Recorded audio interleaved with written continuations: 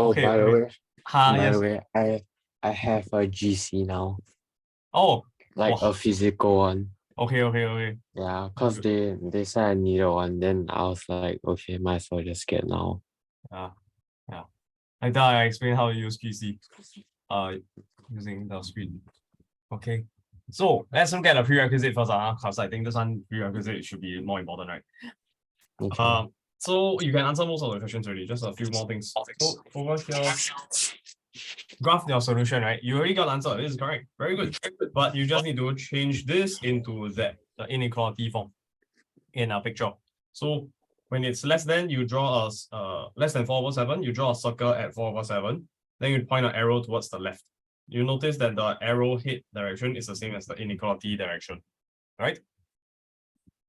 Then for the other guy, more than 3/2 means you draw a circle at 3/2 and move to the right. Of course, you must realize that 4/7 is less than 3/2.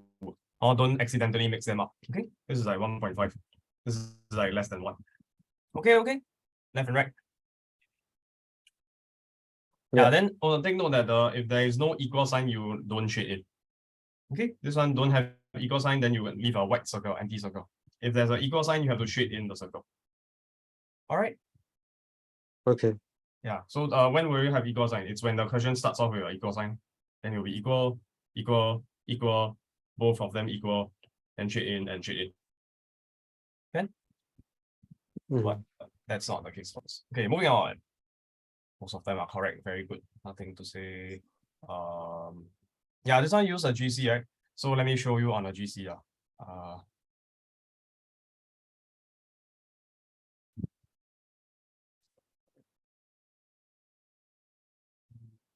I think this time I know what to do. Go apps then. It's quite go to apps poly simultaneous. This is the older model. Polynomial finder, simultaneous equation solver, 3 equations and 3 unknown. Make sure you select 3 decimal or fraction, normal. You want to display as normal number, scientific notation like 1 times 10 power a times 10 power n, or engineering mode. I'm not too sure what the engineering mode means. Float here means you'll display decimals. Then if you're keying in sine, let's say you want to key, you're lazy, you don't want to calculate on your own. Like sine of 30 degrees is 1/2, but you're lazy. You just want to type in sine 30 as a coefficient straight away. Then you can select radians or degrees. Then they will understand. So sine 30, if you select degrees, you type sine 30, the GC will understand as sine 30 degrees.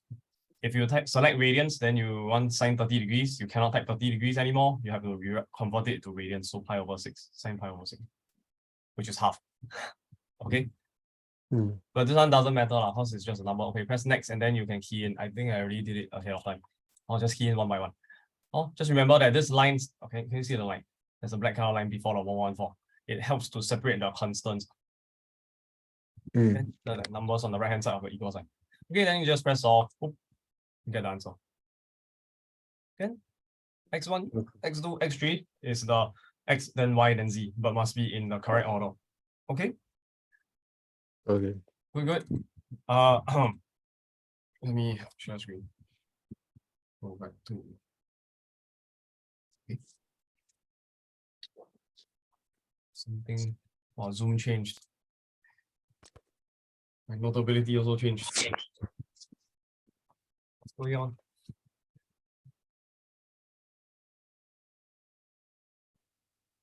Yeah, so all right.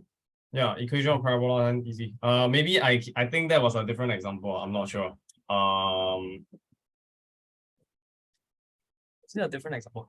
Okay, I didn't. Okay, I think that was a different example. It was when I showed you on the GC. The coefficients are different, but the key idea here is you must make sure that the A, B, and C are in the same column. A first, then B, and then after that C. Then so I think it will be easier and neater if you write it as A, B, C, 1A plus 1B plus 1C, and then go in the exact same order.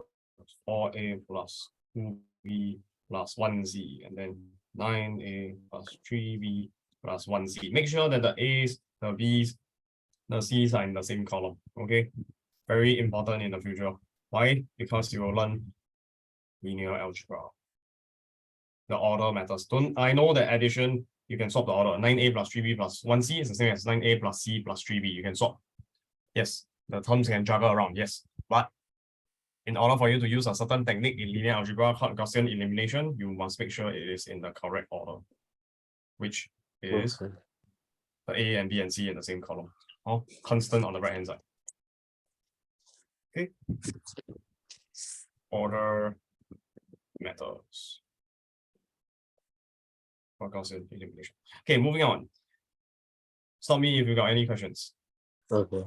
Yeah, this one, okay, okay, this one, the answer for the bottom half is interesting. Yeah, if they are collinear, then you should not get an area, right? That makes sense, yes. Just a straight line, you cannot form a triangle. Okay, then the non-collinear part, you just have to make sure that you select the 2 points where one of the points are common, right? In this case, L and L. Then you show the gradient is the same. But also take note that oh no, this one not vectors, so nothing. I was thinking whether the direction matters, K to L versus L to K. No, it doesn't. Gradient is just a fixed value. It's just a fixed value. If you look at vector KL and vector LM, then that will be a different story. Because the direction would matter if it was a vector. Like, if you want to find vector KL, how do you do that? You would have to look at OL minus OK. Position vectors, right? And L is phi 3, so you can write as phi 3. And OK is minus 7, 2, so it's this one. And you can calculate 5 minus 7, that will give you 5 plus 7, 12. 3 minus 2, that's a 1. Then you can also find LM. Vector LM. That will be OM minus OL.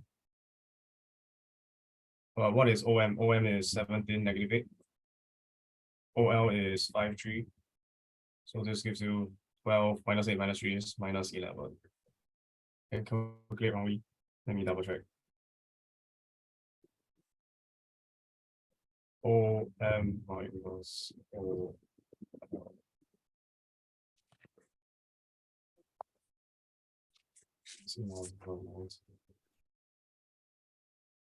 Yeah, okay, good. Yes, correct. So that means that since these two vectors are not equal, then we don't have collinear. This picture is wrong. Oh yeah, this is wrong.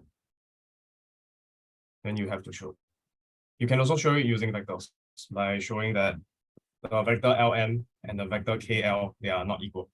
If this is collinear, oh sorry, not parallel. Yeah, let me correct myself.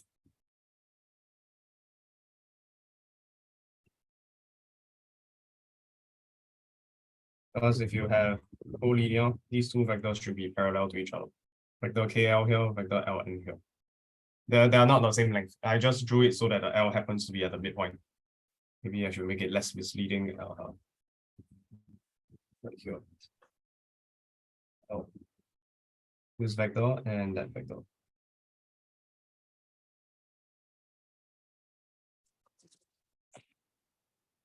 If you're collinear, okay? Yeah. I think maybe that was a other algebraic way that they were talking about.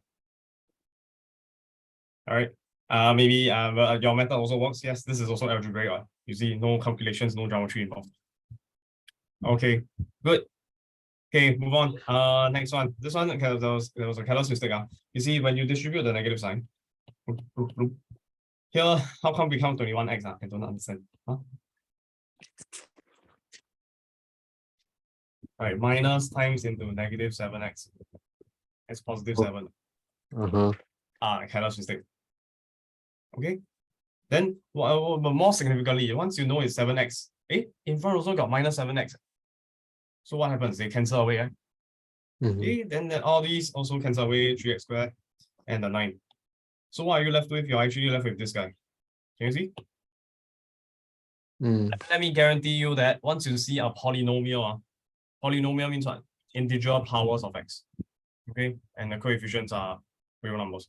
Okay, in the future, maybe if you study more, the coefficients could be complex numbers, but don't worry about that for now. So what you will see after you calculate this fella here, this very funny formula fx plus h minus fx over h, is that the numerator will always have a common factor h for all terms. Guaranteed. Why? Because if you don't have, you cannot do the next step, which is I scroll down a bit, factorize out the h, and then cancel away common factor h to eliminate the denominator. Can you see this? I have to go from here to here. Right? So what's so special about this? Look, I copy down the function. At first, you start with 3x squared minus 7x plus 9. After you calculate this funny function, fx is this funny function, then you end up with 6x plus 3h minus 7 if you expanded everything correctly and cancel off all the positive and negative terms. Can you tell me what's so similar about this? What does it remind you of?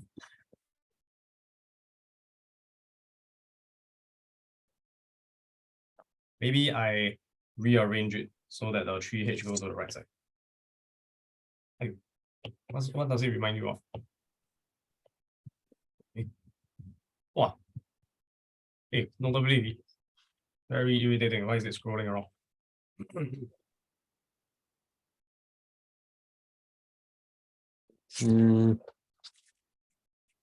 Ignoring the 3h. Well, hey, well, I cannot. Why is notability scrolling around? I need to go and figure out how to stop this. How? You see, 3 power 2 suddenly becomes 6. Oh, it's differentiated. It's like smiley face is fx differentiated. F prime x. Or f prime x. Yeah. Or what the word you're looking for is derivative. 6x minus 7 is the derivative of fx, right? But you have an irritating plus 3h. So how can we get rid of the 3h? Turn it into 0, right? Substitute h 0. But the fancy way of doing it is taking the limit as h goes to 0. So the extra question I'm asking you is, if you take the limit of this funny function, the answer is it's equals to f prime x.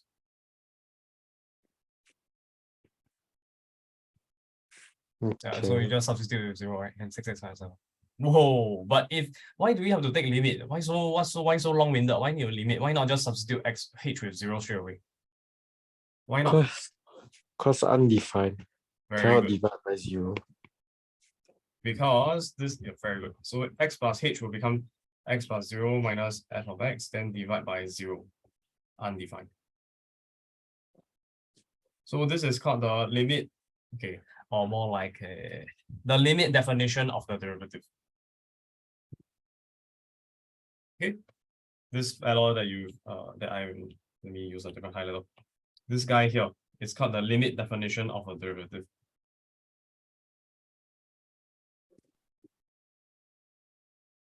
You can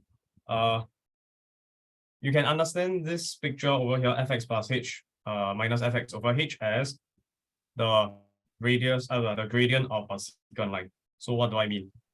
So let me show you. Oh, are you drawing something? No.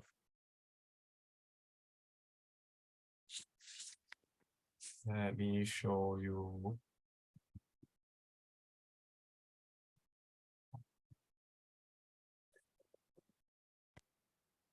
So we start off with the quadratic function y equals 3x squared minus 7x plus 9. Is it showing my screen? Can see the graph? Yeah. Okay, Yeah. then the derivative is what? Is 6x minus 7, right? 6x minus 7. So 6x minus 7 is actually the gradient, so I shouldn't draw it. It's the gradient function gives me the gradient of points on the line. So maybe I'll just call this original function g of x. Then if I want a point on the line, it's actually, let's say I want x equal to 1, then y will be g of 1. So to get a look, what happens? It will plot a point there, 1, 5. Can you see the 1, 5? Yeah, maybe nicer if I just change to negative to positive. Yeah, okay, good. Then if I want to generalize it, what you can do on decimals is the following. You can just change this 1 into a, change the g of 1 to g of a, then add a slider a. So what happens? As I change the value of a, the point will move around. Can you see? Okay. Yeah, so still different values of a. Good. So the question is, if I want to find the equation of a straight line with this gradient, let's see how to form it. So y minus away, let's say in this case, if a is 1, we get 1,5, right? What we do is y minus 5 equals to gradient. What's the gradient? Gradient is f of 1, right? Correct or not? This is the gradient function 6x minus 7. Substitute x with, in this case, 1. Then you'll get the gradient. Correct? 6 times 1 minus 7 is a gradient. Mm-hmm. Then after that, you create an equation of a straight line point slope formula. You have to take x minus away the point, which in this case is 1. Then we end up with, oh, what do you see? Tangent line, right? Tangent line. Okay. Okay, I'm just going to rearrange it as plus 5. Minus 5 and bring over become plus 5. I'm just going to change this from minus 1. If I change it to a equal to 2, then I have to adjust my 1 here to 2, 1 here to 2. Oh, sorry. Then let me see, g of it. This one should become a 7. Then I can get my equation of straight line. Get my tangent line. Can you see that? Yes. So of course, if you want to change it in general, I'm skipping a lot of steps. The 2 change into a, the 2 change into a, the 7 change into g of a. Can you see that? So now if I just change my value of a, whoa, what's that? I get tangent lines all around, right? Okay, good. So what I just did is called parameterizing. Just like the graph sketching, graph transformation question where you have x equals t plus 1 over t and y equals t minus 1 over t, right? This is known as a parametric function. I introduce what is known as a parameter a, so that as I change the value of a, I get different results. Here, the result is different tangent lines. Okay? This parametric idea. Okay, then more importantly, I want to draw the fx plus h. Oh, sorry. Let me just swap around. Okay, because the question in your prerequisite started with f, right? So I'm just gonna swap it around. F change to g, g change to f. Yeah, I think that's a little less confusing. Fx is the original function, right? 3x squared minus 7x plus 9. Now I'm gonna draw the graph of y equals to f of x plus h minus away f of x over h. So let's say h, you change it to, I don't know, 2. 2. Okay. What does this mean? What is fx plus h minus fx over h? It's actually just, okay, don't make it so complicated. I'll just replace the h with a 2. What does this represent? Isn't it the same as 2 minus 0 like this? Okay, I hide all the other graphs. So isn't this, if you ignore the graph, it's just the gradient, right? Isn't this just the gradient? Gradient of what? Gradient of, let me bring up my fx, point 0, comma f of x, sorry, f of 0. Like this. And then you plot another point, 2, comma f of 2. Can you see the 2 points, the green point and a purple point? Right? One extra point. Oh, okay, move this. Then you join a secant line. So how do you get the equation of the secant line? Let's see. Y minus away a particular point. Let's say I pick 7, okay, equals to the gradient of this line. How do I find the gradient of the line? Oh, it's just this fella here. Is it not? Let me double check. Where the x is replaced with 0. Okay, that's a gradient, right? It's just more complicated, like y1 minus y2 over x1 minus x2. Okay. Then x minus away the x coordinate of the point, purple point, which is 2. Okay. Then what do you get? Equation of the secant line, right? But that's for a particular point where let's say it's 0, 9 and move 0.2, 7. Let's say I fix the 0, 9, then I move the 0, 9 in this case should be actually not 9, it's f of 0. Let's say I fix the 0, 9, I fix this. A fix the green point, but I'm gonna move this point. How do I move it? I want to move it closer towards the green point. Let's say what happens. I'm gonna introduce another letter now. This time it is called H. H. We're gonna add a slider. H equals to 2. Can you see the purple point when H equals to 2? Instead of 2 comma f of 2, I type in H comma f of H. I get a purple point. Yes, no? Yes, huh? Okay, good. So now I'm gonna replace my in this function, right? Okay, I'll just copy and paste it. But this time, instead of typing in 0 plus 2, I'm gonna type in 0 plus H. Instead of 2 minus 0, it's gonna be H minus 0. Instead of x minus 2, it's gonna be x minus H. So what you see is that the black and the blue is of course the same, but I introduced another parameter called H. Here maybe my 7, I also need to be more, clever. I need to replace this 7 with f of H as well. Can you see? Secant line black with the exact values key in. Now I replace it with the f of H and H. Can you see that? Okay, now change the value of H. Let's see what happens. Let me change the step size to 0.1. This will go from 2 to 0. Let's see what happens. Oh, what do you see? Fixed and move. Does the name make sense now? What's going on? Look at that picture. Can you see? Yeah. So the purple point is essentially moving towards a green fixed point. Also, what this really means is that I am turning my secant line into a tangent line. As I move my purple towards the green point, eventually when it hits 0, what happens? The moving point purple is now exactly the same as the fixed point. Then we can check what's the derivative. In other words, the f prime x, which is my g of x over here, as I key in different values of h. In other words, that's just g of h.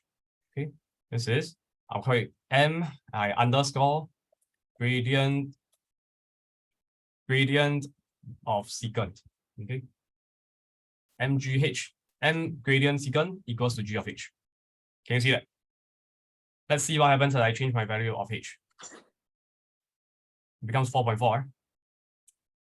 Maybe it's easier if I zoom out a little bit so you can see the gh function. I mean gx function. Can you see what happens as I move my h? You look at, pay attention to the gradient secant. Okay, 5, 4.4, 3.8, 2.6, 2, 1.4, blah, blah, blah, blah, until eventually it becomes negative 5.8, negative 6.4, until eventually it becomes negative 7. Do you see that the gradient of the secant line eventually becomes negative 7? But there is an issue here, which is that this blue line, how come it disappeared? Why did the blue line disappear the moment you see the blue line appears when h is all these different values, but the moment it becomes 0, it disappears. Why? Because it is the same point. It's the same point. So look at the formula here. There is a h minus 0. What happens if you substitute h with 0? Divided by 0. Divide by 0, so it's undefined. Okay, that's why you cannot draw a graph. Okay. So that's why you have to take the limit. Okay. And limit, when we say limit as h goes to 0, it's really just this behavior. When h is like a big positive number, you slowly move it towards 2. This is from the right, from positive 2 go towards 0. You could also go from negative 2 towards 0, right? But I don't want to do that because it's the same idea. Okay, eventually this secant line will turn into a tangent line. But more importantly, we focus on the gradient of the secant line. It approximates the gradient of the tangent. That's why we have this fx plus h minus fx over h minus over h, and you take the limit as h goes to 0 idea. Is that okay? Okay, good. Then essentially this fixed point is like your the fixed point is like your x comma f of x, and this h comma f of h is your purple point. Then we are trying. Then that formula fx plus h minus fx divided by x divided by h is actually just the gradient of these 2 points. You treat the x comma f of x green point as x1 comma y1. You treat the h comma f of h as the x2 comma y2. Then you find the gradient line. Oh, sorry, no, that's not accurate. This should be x plus h, and over here is x plus h. It just so happens that I could get away with it when I pick x to be 0. Can you see? This is x comma f of x. Then the moving point is your x plus h comma f of x plus h, where x is 0, h is 2 currently. Then if I change h to 1.7, it becomes this. X is 0, h is 1.7. Is it clear? This one. Okay. Good. And move. Eventually, secant becomes tangent line, but 0 doesn't work because the gradient will become undefined. Okay, let's have. I need to use the toilet. Can give me a short 5-minute break? We will come back. Okay. Okay. Thank you.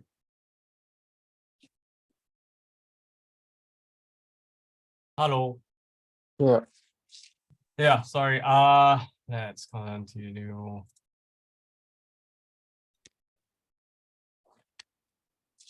Okay.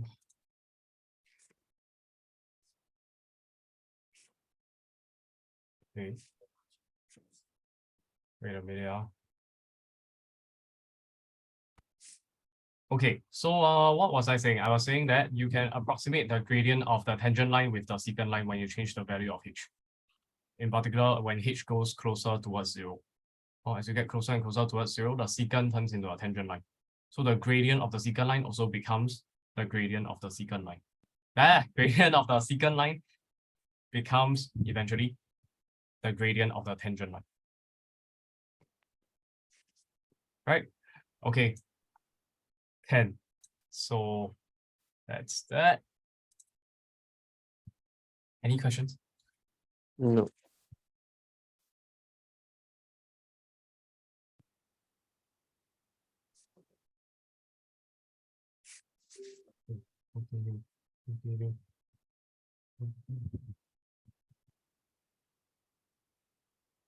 Right. So what we have that expression. Okay, good. So the rest is fine. Equation of circle also okay. Complete the square against yeah, just substitute this one, do our simultaneous equation. You get the A and a B. This one just a note on the notation only. Nothing big. Just take note that you don't use 2-letter uppercase to represent a point on the line. You usually use a single letter. Okay, because this 2-letter notation AB is representing the length of AB. That's the standard notation. Okay. Just be careful. That's then yeah, maybe you can call it P1, P2, and P3. Then you can change it. If not, you see this MABBC a bit confusing. MABBC a bit confusing. You can change it to P something, P something. You can use what's called subscript notation, okay? At the bottom right corner, you use a number. Then you can have as many letters as many variables as you want. Very important idea. You'll see this a lot. Subscript notation in uni. You pick a letter, it's a point, right? Then just call it P or P for point. Then you have 3 different versions. Then just label index 1, index 2, index 3. Then you can have up to 1 million P's, P1, P2, all the way to P1 million. As many as you want. Very powerful notation, okay? Subscript notation. Okay? Okay. Yeah. How you do the prove the line segment is also equal to 1/2 the length of that third side? Well, what's that? Oh, 1/2 of that third side. I think this one you can just use a similar triangle argument. If this is the midpoint, then the rate, if P1, P2, P3 are the midpoints already, right? Then it means that you have 1:1 ratio here. Then AP1 to PB1 also 1:1 ratio. Then that must mean that triangle, and then there's a common angle here. Right? So that means that triangle AP1, P2 is similar to triangle ABC by AAA. Actually, you don't need 2A. Don't need 3 A's, just AA similarity test. Okay, no, not AA, sorry. This is SAS. SAS similarity test. So what is a SAS similarity test? It means that you compare AP1 over AB. The ratio, the fraction is what? 1:2. Right? We don't know the length of AP1 and AB, but we know the ratio is 1:2.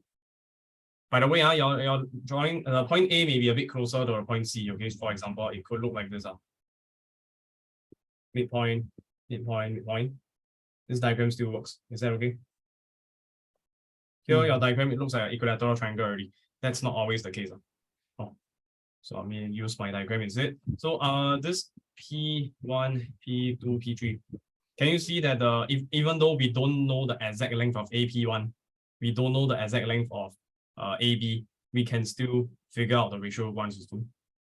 Because we figure out it's a midpoint, so 1:1 ratio. Yes? Any arguments? No? Okay, good. Then likewise, for AP2 to AC, it's also equals 1/2. 1:1 ratio. So total is 2 units here. AC will be 2 units. Is that okay so far? Good. And because there's a common angle, this is from Emacs, AA similarity test. Sorry, SAS similarity test. And angle P1A P2 equals to angle BAC. This is common angle. Okay, this one I should say P1 is midpoint.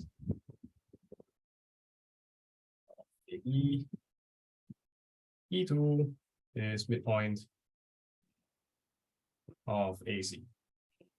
And then okay, I shouldn't write it at the top. I should write it at the bottom by SAS similarity test.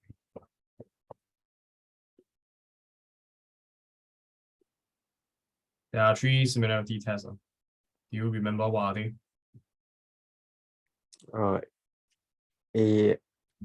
SAS, AAS. Oh no, they're on congruency, not AAS. AA. Yes. My last one.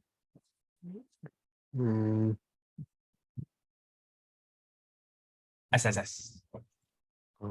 So you remember one. Also, basically, for SSS, it's all 3 sides are proportional. So for example, just a quick example, 3, 4, 5, and then you times 2 to it. So let's say 6, 8, and 10. Prove that these 2 triangles are similar. A, B, C, A prime, B prime, C prime. Then in this case, why are they similar? You will argue it like this. AB over A prime, B prime equals to 3 over 6 is half. And you repeat for every single length. BC with B prime, C prime. 4 over 8 equals to 1/2. And then AC prime, I think you get it already, right? A prime, C prime is 5 over 10, which is also equal to half. Since all 3 are equal, therefore by the SSS similarity test, can you write it? I'm not going to write it. By the SSS similarity test, therefore we conclude ABC triangle is similar to A prime, B prime, C prime triangle. Okay, yeah, that's SSS. Okay, not relevant. Toss it aside. You get the conclusion. Let me shrink this down and put it somewhere else. Wow. Cannot. Okay. What was I saying? I need to answer the question. So how to show it's 1/3? You see, line segment is equal to 1/2 the length of the side. Okay, good. So that means that if you already have similar triangles, I redraw the triangles. You just get 1/2 straight away, right? A, P1, P2, and the bigger version A, B, and C. So let's just show it for P1, P2 over BC. Ratio of corresponding sides are always equal in similar triangles, right?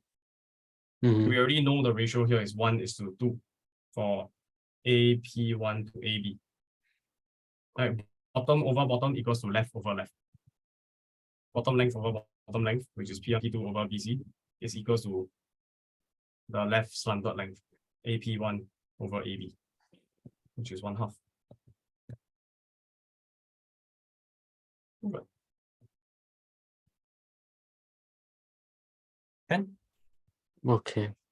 Yeah, then you can repeat the exact same argument for the other line segments. You can just say by symmetry is the same argument. I only proved it for P1, P2. You can also do it for P1, P3, and then P2, P3.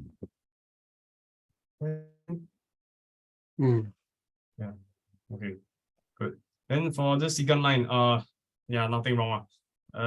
You ahead of time, you won't know how the gradient of that second line looks like, but after you do the calculation, you should realize that it should actually have a positive gradient. Yeah, because it's square root 2/2 for the y coordinate over here, the purple one, and then this question mark here. Okay, I want to use a different color. This question mark here is square root 3/2. So square root 3/2 is taller, so it should be slanted in the opposite direction. But the working is fine, very good. Ken, any questions? No. No, and move on. Next one, let's see. Which file is it?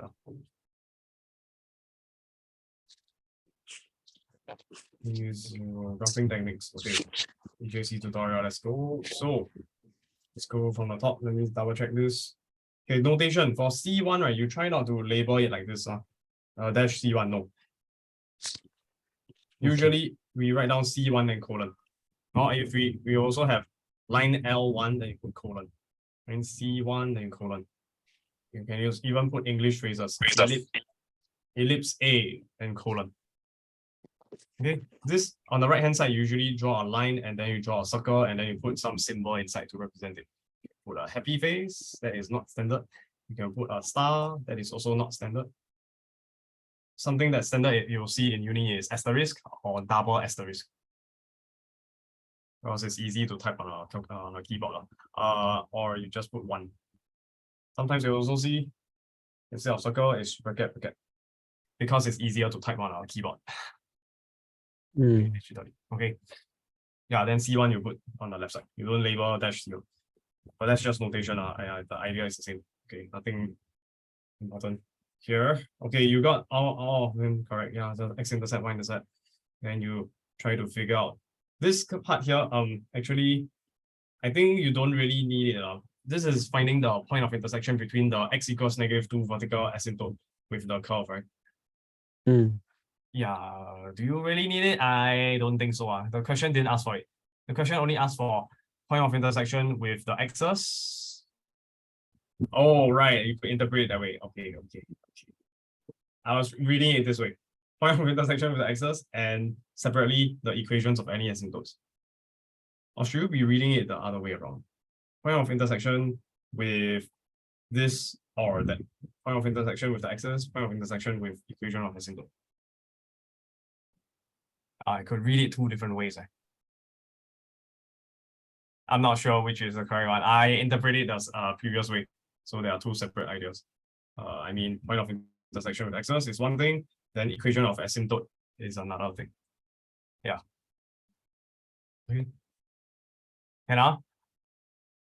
Yeah, so your graph is fine, nothing to say. Very good. Here, part 3, what is it? You need to use GC. Use your calculator to find these x coordinates. They are basically asking you to use a calculator to type this in. How do you do it? Let me show you. Very simple. Once you see it, you'll laugh. Ha ha ha. Just press the on button. Quit. Second quit. Second quit. Second quit. Okay, quit already. Then go to y equals. You have y1 all the way to whatever. Just key in the function. For the left hand side, you type in 2 bracket x minus 2 close bracket power of 2. Then the bottom you have bracket x plus 2. The power of 2. Press the right button, open bracket, 6 minus x squared. 6 minus x squared. Close the bracket. Then all you need to do now is to find the point of intersection between these 2 graphs. Then you press the graph button. Oh, let me. Oh, how do I get rid of my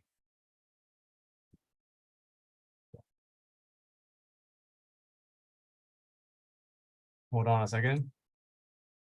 How do I get rid of the normal curve? Zoom standard.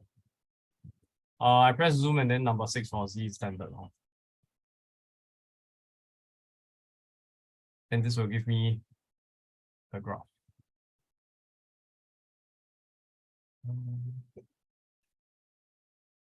Okay, Ken? Yeah, but you realize the problem, which is that the graph get cut off, the red color curve. Correct or not? So how do you make sure you can see everything? You go to window, then you can change the X and Y. X min is smallest X, X max is maximum X, X scale is between the tick marks, what's the distance? 1, 2, 3 if you select 1. If you select 2, it will jump from 0 to 4, 6, 8. I usually don't change it, just keep it to the standard one. By the way, the GC will auto adjust it for you. They will do some calculation inside and make it look nice for you. You just have to care about Y minimum and Y maximum, as well as X minimum, X maximum. From my graph, press graph, I see that there's probably something above, so I should make my Y maximum bigger. Okay, Y maximum bigger. Let's just say 20. I don't know. Then you draw a graph again. Oh yeah, by the way, if you want to make it graph fast, right, you can lower the quality here. Larger value of XRES will make it lower quality, but it will graph faster. I change to number 8 and graph. It looks very bad. Oh, but I still know, I can go higher. I can go higher. So change it to, I don't know, 30, 50. Okay, so roughly there. Then you can press the trace button. I know the graph looks very bad. You can press up and down. Up and down will change between the two graphs. Then move left and right. So maximum is like 43. Okay, then I'll just change it to 40. Maybe 45. And then the smallest, I'll keep to negative. Okay, I think negative 10 is good. And my X, I don't need to go so far anymore because I saw from the graph already. It's probably until negative 5. I can just start from negative 5. Oh, by the way, take note that minus and negative is different in the GC. Minus sign is this gray button, this longer dash. Then negative is a smaller dash. The GC cannot understand you if you type in -5. Let me show you. -5. Error syntax. You see that? You cannot type in minus, must type in negative. It's a bit more precise that way. The Casio calculator is less precise about it. It also has a negative sign and a minus sign, but they treat it as the same thing. So the Casio calculator is more relaxed. TI is more pedantic. Yeah, they're more strict about it. Okay, so anyways, we get a graph, but quality very low. So go back to window, scroll down to XRES, change to 1. Default setting is 1. If you don't mind the speed, then just let it draw the graph. Slowly draw the graph. Slowly draw the graph. Very high quality, but very slow. So what we need is actually to figure out the solution to this equation, right? Blue equals to red, right? Then how do you do that? Blue is 2 bracket x minus 2 square. Red is whatever function x plus 2 bracket square 6 minus x square. So all you need to do is second, calculate, go for number 5 intersect. Move, can you see that there are 2 points of intersections? Yes, no? Yeah. Yes, move closer to one of the points. Let's say I move to the right point. First curve, blue, then just press enter. Red, second curve, red color, press enter again. Then guess. Guess means you can move left and right. You can move closer towards the point, but usually you don't really need to move this guess. Just keep it to whatever point it is. You can choose to make it closer, then your solution will come out faster a little bit by a few microseconds, but it doesn't matter. Just press enter, and then it will find the solution for you. 2.445 is the X, 0.396 is the Y. Is that okay? That's your first solution. Do you care about the X or the Y? You care about the X or the Y? X. Very good. So all you have to do is, let me copy this down. I'll show you later. Using GC, X equals to 2.4453882, or X equals to the other guy. How do you do that? Just move left. I'll press trace first. Move left leftwards a bit. Okay, then second, calculate. Number 5 for intersect. Move left a bit more. First curve, you must move closer to the left point, then it will find the point of intersection of the left point. Okay, is that clear? Don't go so close to the right point. And then blue curve, red curve. Yes. Enter. You end up with the other point. Let me copy this down. Negative 0.514864. Then don't care about the y. Okay? Yeah, but of course you can also use decimals. It's a lot faster. And it looks nicer.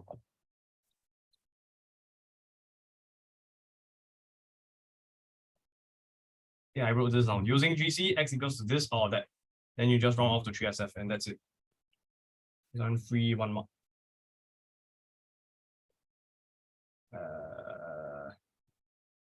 Okay, approximation symbol and equal sign doesn't really matter. Approximation equal, approximation then equal.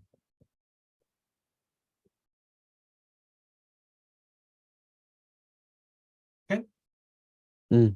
Okay, good. Then next part, what is it? No, part 3 done already. Then this one, very good. You managed to find the value of C. Yes, vertical asymptote. All you need to do is to realize that C minus x equals 0 will give you a vertical asymptote and you get x equals to C as a solution. But you also have x equals -2 given to be vertical asymptote. Comparing, C must be -2. What you did was to substitute the x with -2, that also works. Solving, then you get C equals -2. Okay.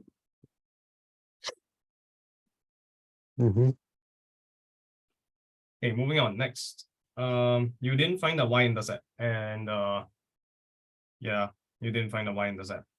Sub x equals 0, you get y equal -6. So 0, -6. Then coincidentally, it happens to be the turning point. Okay, do you observe that already? They gave you the turning point 0, -6. Yeah.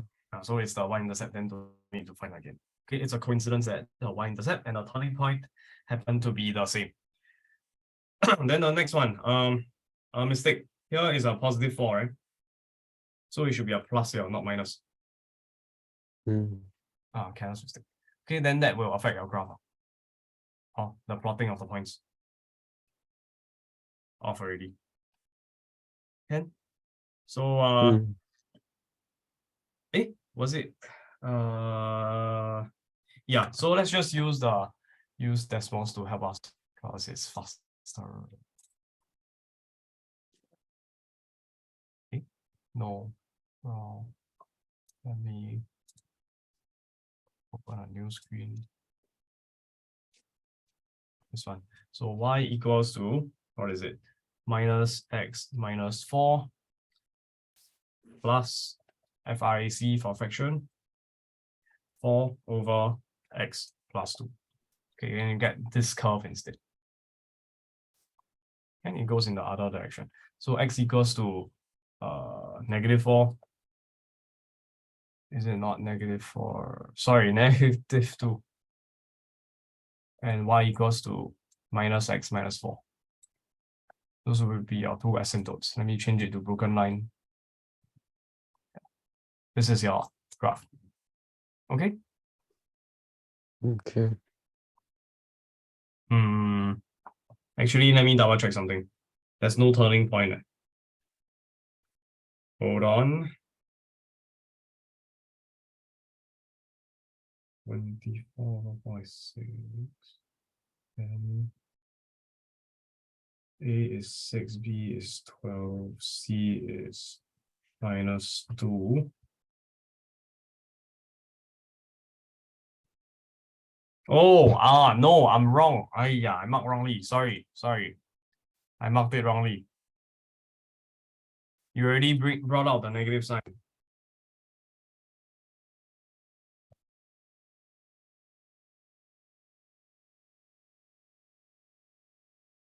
Sorry, no. This part here, the denominator should usually be just following whatever is over here, -x minus 2. But you already automatically change it to +x plus 2. That's why there's an extra minus sign. positive 4 over negative x over negative x minus 2 times negative 1, factor out the negative 1, then that's why there's a minus sign at the front. Sorry, I was wrong. You're correct. You're correct. This is correct. Okay, here, correct. Okay.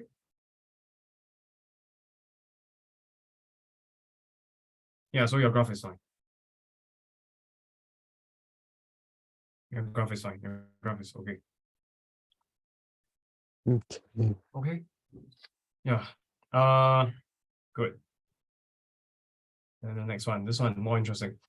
By drawing an appropriate graph on the sketch of C, find the range of values of k such that the equation y blah blah blah equals k squared has no real roots. No real roots means what? No point of intersection. And point, POI, point of intersection.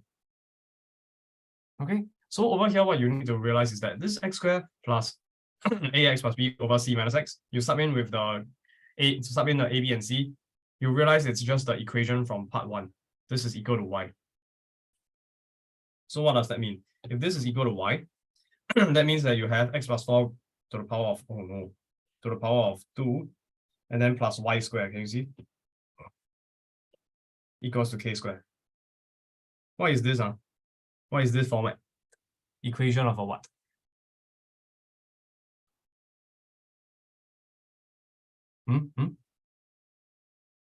Equation of a what? Yeah, answer is already there, but equation of a circle. Why? Coefficient of x is positive 1 after you expand the x plus 4 bracket square. Or it'd be x squared plus 8x plus 16, 1x squared. That's the main point, positive 1. Likewise, over here, positive 1y squared. Both signs are positive and have the same ratio 1 to 1. Then therefore, it's a circle. Okay, so the center is negative 4, 0, radius is equal to k. Can you see that the radius is k? Yes, no? Yeah. Yes. So essentially what we have is equation star and double star. What's that? Is the wait. Hold on. My laser pointer disappeared. What? Okay, don't know what's going on. Okay, so over here and over here, star and double star, what you're doing is you're substituting the y inside. And that's how you get the equation at the beginning. Can you see that? Yeah, so what happens when you do substitution? You're doing simultaneous equation, right? So that means that you're essentially trying to find the point of intersection when you do simultaneous equation. Can you see that? Yeah. So what this question is really asking you to do is draw the graph of a circle. Draw the graph of this guy here, which you have already drawn. This double star here, you've already sketched. And now you just need to draw in another circle and find the point of intersections. A circle centered at something. What is the center again? Negative 4, 0. So where's negative 4, 0? It's over. If I'm not wrong, it's here. Is it? Let me double check this. This y equal minus x minus 4 is the asymptote. When x equals to negative 4, y equals to minus negative 4 minus 4, which is 0. So negative 4, 0 is this point over here. Right? So what they're asking you to actually do is draw this circle centered at negative 4, 0 with radius k such that you have no real roots to the solution, which is the same as saying no solutions, which is the same as saying there is no intersection between the graph of single star and double star, between the curve you've drawn and the equation of the circle of radius k, centered at negative 4, 0. This guy is called if and only if. Means logically equivalent. Is that okay? Yeah. Yeah, so now we go to the picture. What do you want to draw again? This guy is double star. So we have to draw single star, which is circle Center at -4, 0, radius equals k. And how to draw? We don't have k. And remember the condition is no real roots, which essentially means no point of intersection between the circle and that curve. Single star, double star. How? Think about it. Draw a bunch of circles. This is radius, I don't know, 0.1, 0.2, 0.3. Then you slowly increase the radius until eventually, when will you hit the graph? What's the coordinates of this point?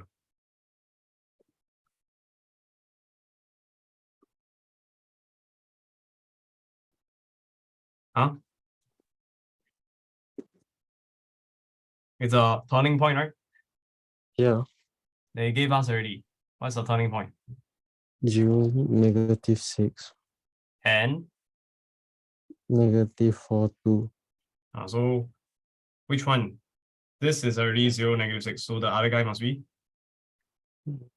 -4, 2. Exactly. -4, 2. So that means that the vertical distance over here is worth 2 units. Can you see? Yeah. So when will you hit the circle? When will the circle hit the curve? When the radius is? And the radius is 2. Exactly. When the radius is exactly 2. Let me just draw it in. Like this. Okay. Then you'll hit the minimum point. Not very accurate, but okay. You get the idea. It will hit the minimum point over that when the radius is 2. So in order for you to not have any point of intersection, you need to make sure that your radius is what? Equals to 2? Less than 2. So k less than 2 is your answer. That's it. K less than 2.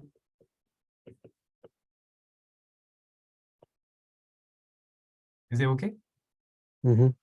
Yeah. You don't need to consider the maximum point there, because once you're less than 2, you're never gonna hit the bottom half of the curve anymore. Okay. Yeah. Yeah, that's it. Okay. Good. So k less than 2. K less than 2. Okay, write it again. Okay, moving on. Next one. Question 9. This one, parametric curve. You draw the graph of the curve C correctly, but you have another curve C1. So here, and also you figure out the gradient. Very good. This one must be less than -1/4, more than 1/4, or equals. Because you tilt the graph, tilt the gradient of the line. Have I shown you this before? Like which part? Like when you change the value of m, then the line will intersect with the curve.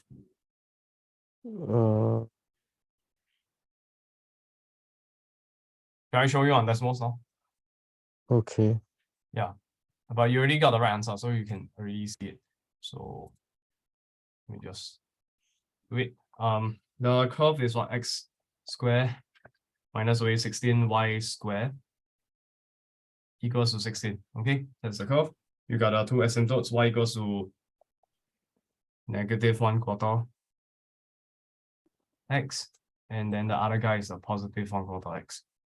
Let me just change it into broken lines to look nice. And change the scale.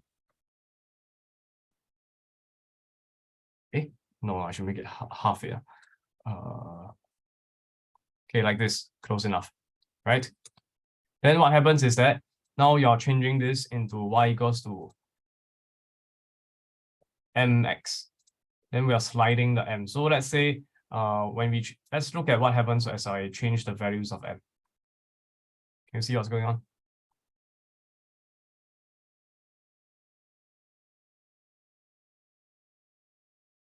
Some values of m will hit the graph, right? But meanwhile, these values of m don't hit the graph, right? Can you see? From here to here. In particular, from -1/4 until +1/4. Can you see the inequality? -1/4 less than equal m less than equal 1/4. Now I press the play button, then it will turn for me. What you'll notice is that the graph will intersect for these values of m. Yes? Mm-hmm. So that means that you don't want these values. So the opposite of, so you want, what you want is the opposite of this. -1/4 less than equal m less than equal 1/4. You want the opposite, which means m less than -1/4, m more than +1/4. But because exactly equal will give us asymptote, and the curve doesn't touch the asymptote, so you include the equality. Or yeah, so your answer is correct. Nothing to say. Okay, go back. Nothing to say. Okay. Got any questions?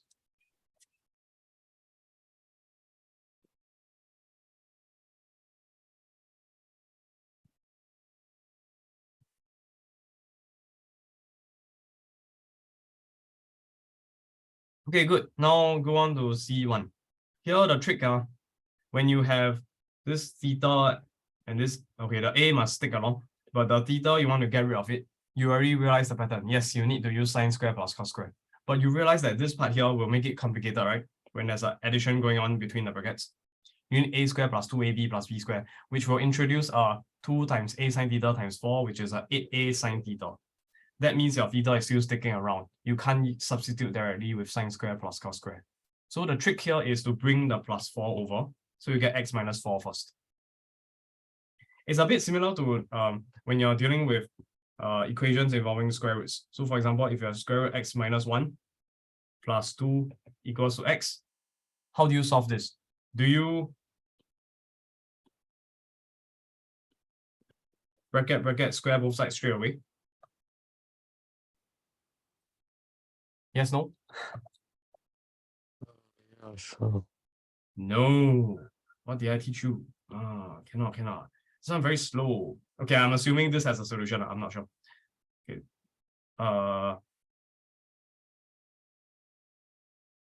No, it's a bad idea. Because why? You see, the goal of squaring is to get rid of the square root, yes? If I did what this is the not so efficient way to do it. If I actually square both sides, you have a plus b bracket square. How to expand? Comes x minus 1, square root x minus 1 square, so you're left with x minus 1 plus 2 times square root x minus 1 times 2, and then plus 2 square. Do you notice a problem here? The square root pops up again, right? Yeah. Then that's very difficult to deal with. You just made the problem even more difficult. So that's why we don't recommend this. Instead, the trick is clever step. At the beginning, plus 2 bring over, you get x minus 2. Then you bracket square. Can you see how this is a lot simpler? Square and square root cancel away, you're left with just x minus 1. X minus 2 bracket square is x squared minus 4x plus 4. Then it's just a quadratic, right? Can solve this or not? Yeah. So the trick is to isolate the square root on its own. The square root got +2, no go, bad. Bring it over, good. Bring over, good. Square root on its own is good. Isolate square root. Quarantine the square root.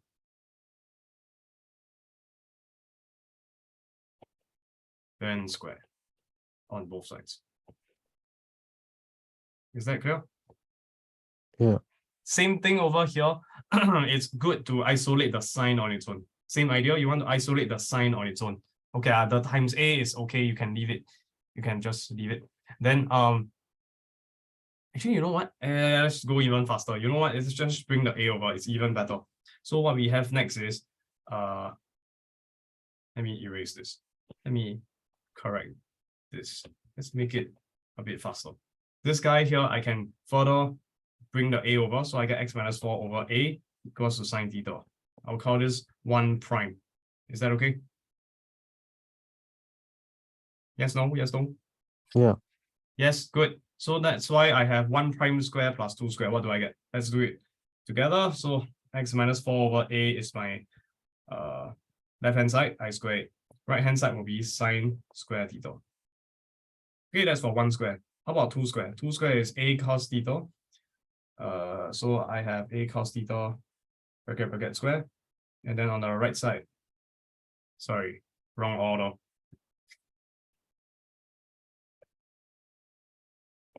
A.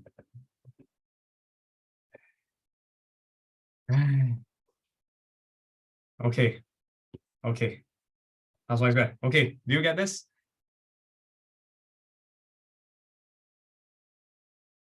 Yes, I get it. No, I don't get it. Yeah. Yes, huh? Okay.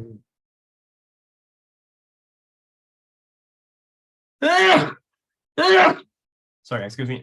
Give me 1 minute. I'll be back.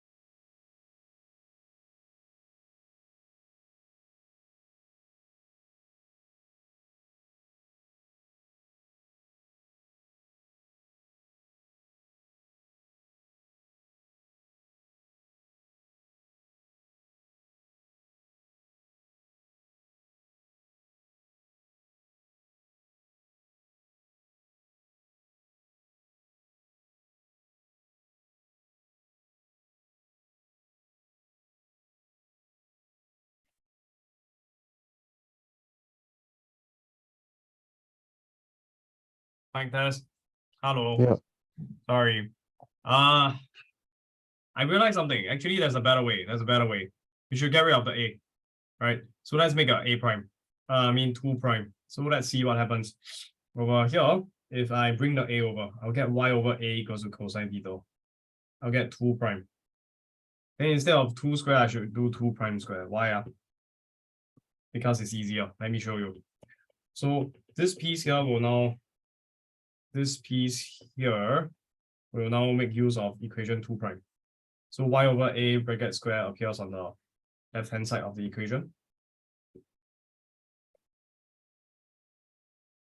And for right-hand side, it will be cosine square theta. Is this okay? Now what happens on the right-hand side? What do you see?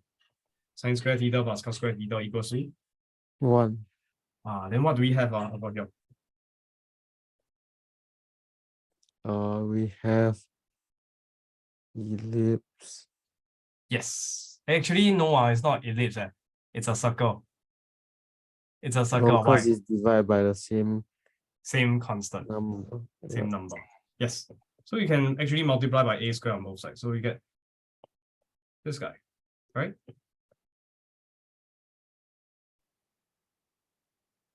Okay. So we get equation of a circle. So it's just a circle. Circle. Center is 4, 0. Radius is 8. Okay. That's it. Good. What is find Cartesian equation of C1 found? Cartesian just means x and y. Cartesian just means x and y only. In terms of x and y. Hence, find the range of values of A such as C1 intersects C at 4 distinct points. So we got circle centered at 4, 0, radius of A. Just like the previous question with radius K, now they just change the letter to A. You want to intersect the C, the original C, at 4 distinct points. Okay, so how? Draw a circle centered at, what was it again? Let me see. 4, 0. So we can draw a bunch of circles. Can be this one. Okay, maybe I use a different color. Can be this one, can be this one, can be this one, can be this one.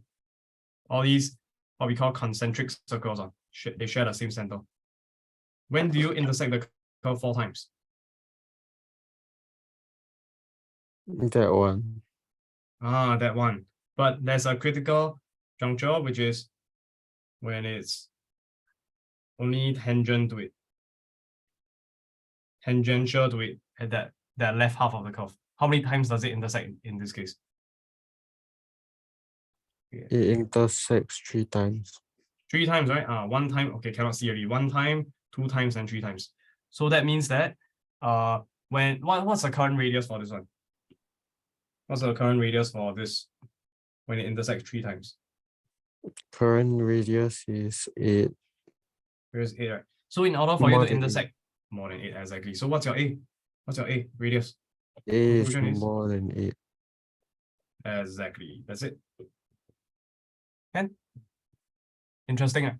You can just figure out the value of A, the range of values of A, by just looking at the graph. Okay. You know. Mm-hmm. No questions? Okay, move on. Next. This one you need to be clever. Okay. This is starting with parametric function, meaning that x and y are now not directly related. It's related by a t. So what you want to do is to get Cartesian equation, meaning only x and y terms, by getting rid of the t. So you have to be clever. Here, the clever trick is if you square individually, you end up with a plus b bracket square. So you'll get this guy, t squared plus 2 times t times 1 over t plus 1 over t bracket square, which is 1 square over t square. 1 square over t square, you can drop the square on the 1. But what's so clever about this is that the t's cancel away. Then you're finally left with t squared plus 1 over t squared plus 2. Sorry, handwriting very bad. Can you see it? Mm-hmm. Is it okay? Can see, okay, good. Then do the same thing for y squared, but this time with a negative sign. So you end up with t squared plus 1 over t squared minus 2. Is it clear so far? Yeah. Good. Then you must notice something clever. Here you got star, here I call it double star. If I take star minus y double star, x squared minus y squared, what happens? Elimination happens. You notice that there's the common terms here. When I subtract, what happens? Minus bracket. Everything cancels away, you're left with 4. Can you see that? Mm-hmm. Can, Okay, good. So if it's equal to 4, you have x squared minus y squared equal to 4. What do you get? What kind of equation is this? This is a Hyperbola, 1 plus sign, 1 minus sign. Would it look like an X shape or Y shape? It will look like an X shape. X shape. Why? Because positive in front of the x squared. Okay, so this one is not correct. Okay, that's how you get this hyperbola as the answer. Okay. This part here is I just replace 1 with 0, then solve for y. And I get y equals plus minus x. Then that will be my asymptote. Okay. Okay. Yeah. Good. So yeah, I think I got everything. This should be it. Okay, the EJC tutorial done. Ken, any questions about graphing? No. Should be okay already. Once you do those few questions. Which one? Limits, yes.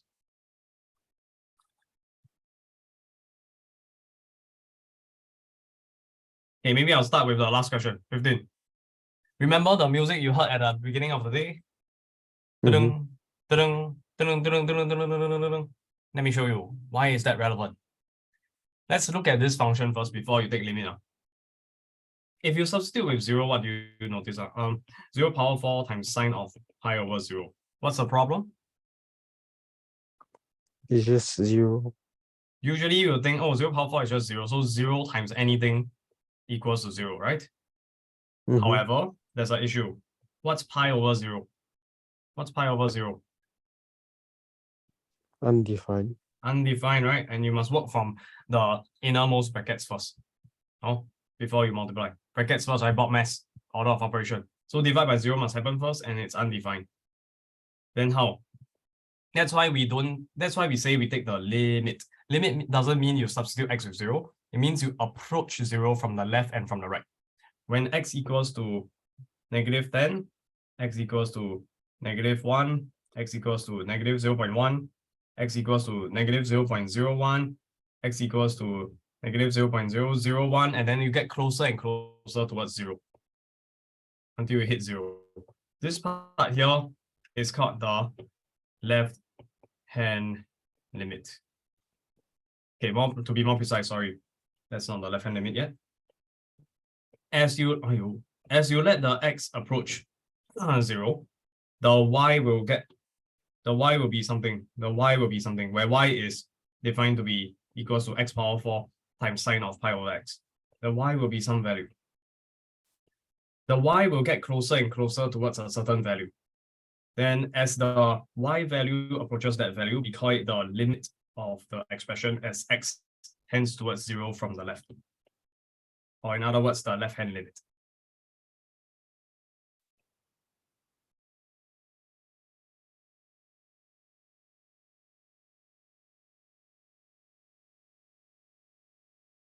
From the left. Does that make sense? Yeah. Okay, that's the left-hand limit. How about right-hand limit? Right-hand limit is the other direction. So instead of going towards from the right towards the left, you go from the right. So instead of going from the left towards the limit point, this is called the limit point, by the way. The 0 itself is called the limit point. 0 equals to the limit point. This guy here, maybe I should use a different color. This guy here is called the limit point. Yeah, just some terminology. If you put in different values of x equals positive 10, positive 1, positive 0.1, positive 0.01, positive 0.001. You see, it's getting closer and closer towards 0, but never equal to 0. Because if you sub in with 0, you get an undefined value. You find the corresponding y, the corresponding y, the corresponding y.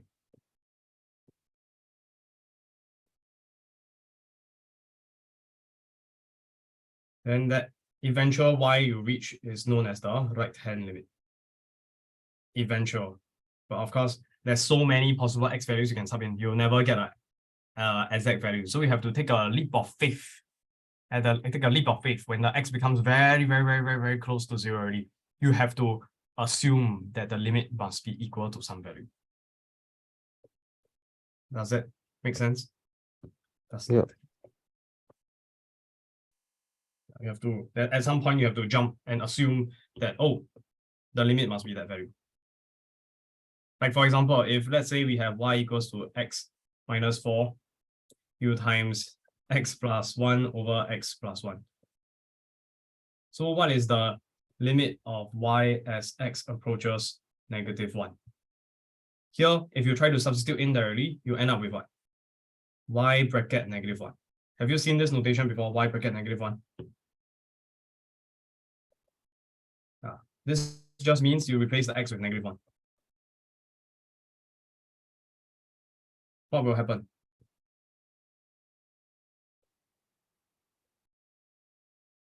Divide by 0. Right? So that's why the correct strategy is to find the limit. The limit means you don't substitute with 0. You approach the value as x gets nearer to -1. And then you take x minus, you replace the y with whatever you find, whatever is given. Then you realize the x plus 1 cancel away. Finally, you're left with limit as of x minus 4 as x approach -1. Then here you can do a substitution. -1 minus 4 equals to -5. Technically, this requires certain assumptions. In particular, the y equal x minus 4 function is continuous.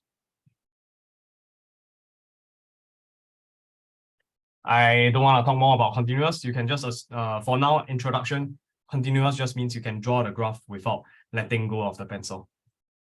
No vertical asymptotes. No vertical asymptotes, yeah. Okay, so what was I trying to say with this? I'm trying to say that even though when you substitute in x equal -1 itself, it's undefined, this expression y, but you can approach it from the left and approach it from the right. It becomes very, very, as you sub in different values of x, let's say x equal -1 is in the middle, you draw a table of values. X equals to -10, -2, -1.01. Okay, maybe I'll just go a bit faster. -1.01, then -1.001 versus -0.99. Hey, let me think carefully. -1, If I want something a bit positive, it's negative 0.999. And then negative 0.9 and negative 0, or just put 0. Right, as you get closer towards the value in the middle, what's your corresponding y? You realize that this is undefined, but the y values will get closer and closer towards a certain value, and that value must be negative 5. Then I'll leave you to sub in on your own. Okay. Is that okay? Yeah. You just have to understand that the value will get closer towards negative 5. And that's what we call the limit, the limiting value. Okay, then how about this guy? How does it relate to whatever function we are talking about? Here, you need to learn a trick, which is that if you have a function, it's called the squeeze theorem, you can prove it. But the how to use the theorem, that's more important. The main idea is if you start off with a fx, you want to figure out the limit as x approaches a equals to some limit L. You can verify this as a conclusion if you assume a few things, which is the squeeze theorem. What are some of the assumptions you need? First assumption. So it's an if-then condition, if and then. If you assume that the fx is sandwiched in between two functions, I'll call it u of x and L of x. U for upper, L for lower. And this is less than or equal for all x values. And the limit of this L of x as x approaches that same limit point A, the limit point. Okay, I better don't draw another arrow. I should just box it and label limit point, the same A, equals to the limit of the upper boundary, the upper function, equals to L, then you can conclude that the limit of this middle guy must be the same. Okay, this is called the squeeze theorem. Think of it like there's some function in the middle. Maybe there's some function that looks like this. Oh, not very nice. Let me try again.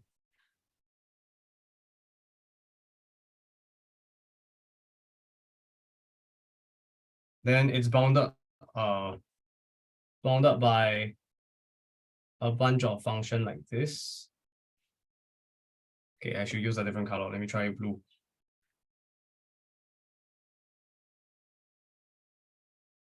And then that will be my upper of x, u of x.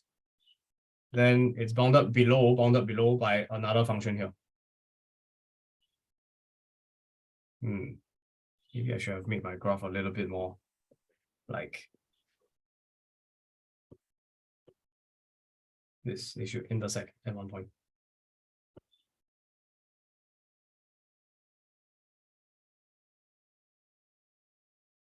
Okay, and then bounded below by some L of x like this. This is what this Lx less than equal fx less than equal ux means. It means that you have a lower function, the black color one, and then you have a upper function, the blue color one. Then the function fx itself is sandwiched in between the blue and the black for all values of x. You can use a graph to help you to see that. Then if you take the limit of this black color function L of x and the limit of this blue color function upper u of x, and they both give you the same limit value L, then the conclusion is the middle guy that is sandwiched in between. Sandwich between L and U. This guy, the limit will also be equals to L. Okay? Does that make sense? Okay. So now how do you relate to the music that I show you? Okay, x power 4 times sine pi over x. Just show the graph. Just show the graph. Can you let me cross out all this? Let me type in the function first. Y, or I'll call it f of x equals to x to the power of 4. Then you multiply that by sine of a fraction. What's in the numerator? Pi. What's on the denominator? X. Can you see this graph? Yeah. You see it's going up and then a lot of things going on in the middle. Let me zoom in and show you what's going on. So actually you cannot see at this scale. So I need to change the y-axis scale. And sorry. You said something? Nothing. Yeah, so 10 power -4 and 10 power +4. Whoa, what's going on? What's going on? This one. Let me change the scale to -0.2 and +0.2. Can you see what's going on? Mm-hmm. It's going up and down. Each time you hit, then it's like what was that? The p-pi, is it? Ding, ding, ding, ding, ding, ding, ding, ding, ding, ding, ding, ding, ding, ding, ding, ding, and then it goes out. Ding, ding, ding, ding, ding, ding, ding, ding, ding, ding, ding, ding. So this function is like your p-pi. It's like it's good. So the frequency is getting higher and higher, right? It's going up and down at a faster rate as you get closer towards 0, until eventually at x equals 0, what happens? You try to zoom in, it just keeps going up and down, up and down, up and down. So you can't really see it. But you know that when it's x equals 0, it's undefined, right? Mm. But you see that from the graph, it's very clear. It's getting closer and closer towards what value? Look, 0. 0, right? It's 5.155 times 10 power -29. You move even closer to it, you get something close to 0. Well, before that was 10 power -12. Then after that, it becomes 10 power -13. Then it becomes 10 power -16, 10 power -28. Eventually, you're just going to become a 0. But to prove it, you need to use squeeze theorem. So can you see that the sign of whatever function, right? It's always sandwiched in, usually, ignoring the 1/x function. It's always sandwiched in between 1 and -1. Let me show you. Sine of pi over x. How does it look? Whoa, crazy. What's going on?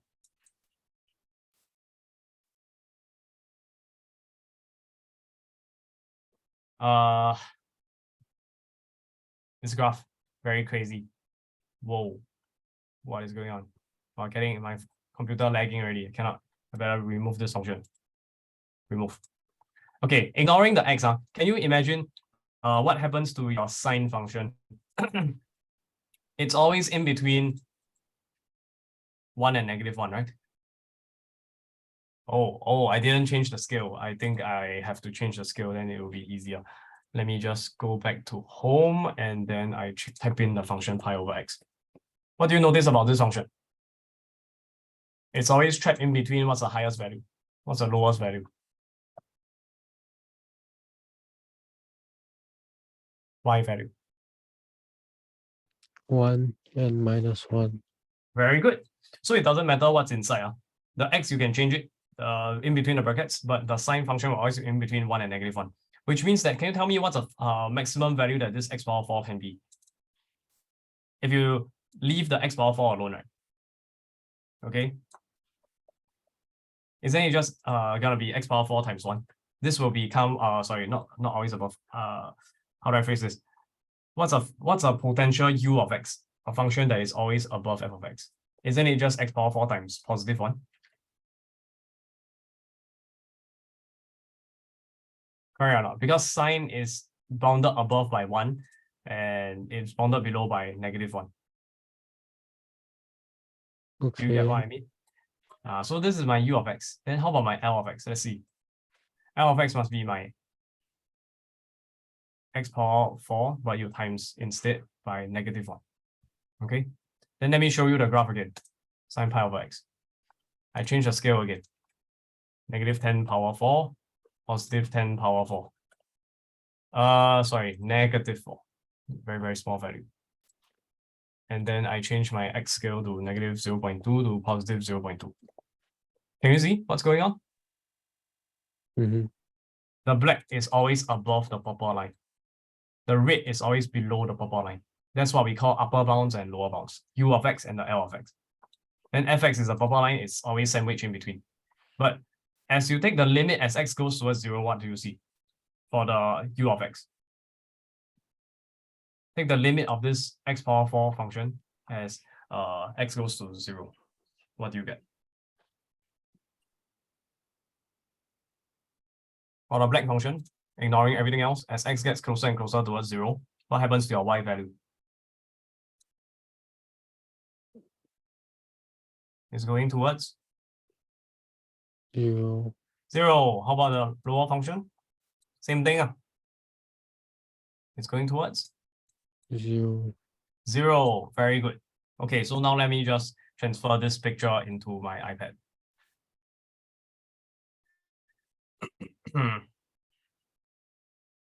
Hey, I should have just taken a screenshot. Oh, I didn't think of that. Okay, wait, hold on.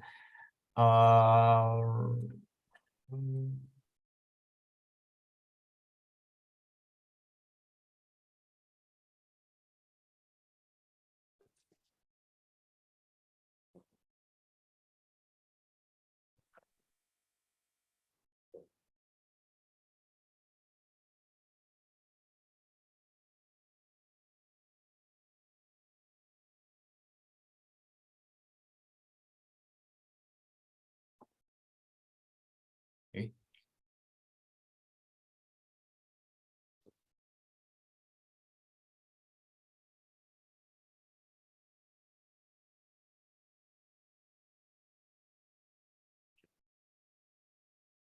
Let's see. Am I sharing screen?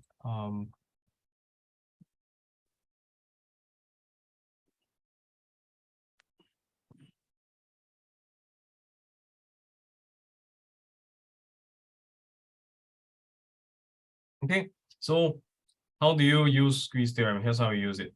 You start with the function they're asking you to find the limit of. Then after that, you find out two functions, the u of x and the l of x, the upper and lower function.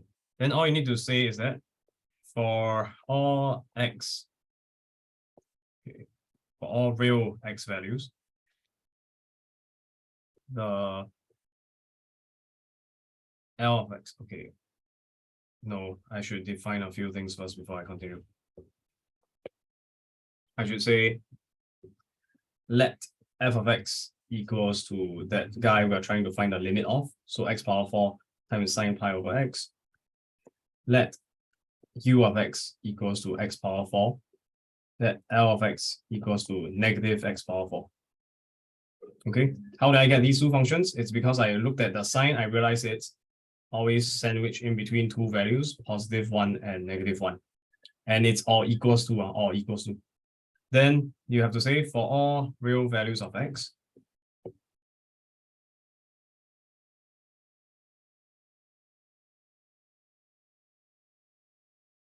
for all real x values, what happens? The L of x is always sandwiched, is always below the f of x, while the f of x is always below the u of x. And it's potentially equal as well. Can? Then you can say by squeeze theorem,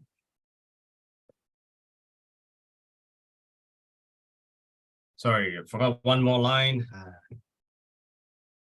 Take the limit first. Take the limit of L of x as x approaches 0. You realize that this is actually just limit of negative x power 4 as x approaches 0. So this is equal to 0. Right, negative 0 power 4.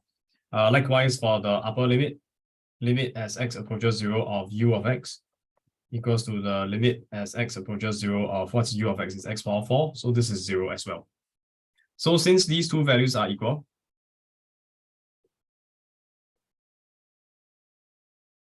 I better write that down to be clear. Equals to 0 equals to limit of the upper function u of x as x approaches 0. Then you can conclude by squeeze theorem. You can quote squeeze theorem. By squeeze theorem, if I can get my screen to stop moving around, then by squeeze theorem, this implies that the limit of f of x as x approaches 0 will just be equals to that value, the same L, where f of x is what? F of x is whatever function was that, x power 4 times sine pi over x. Is that okay?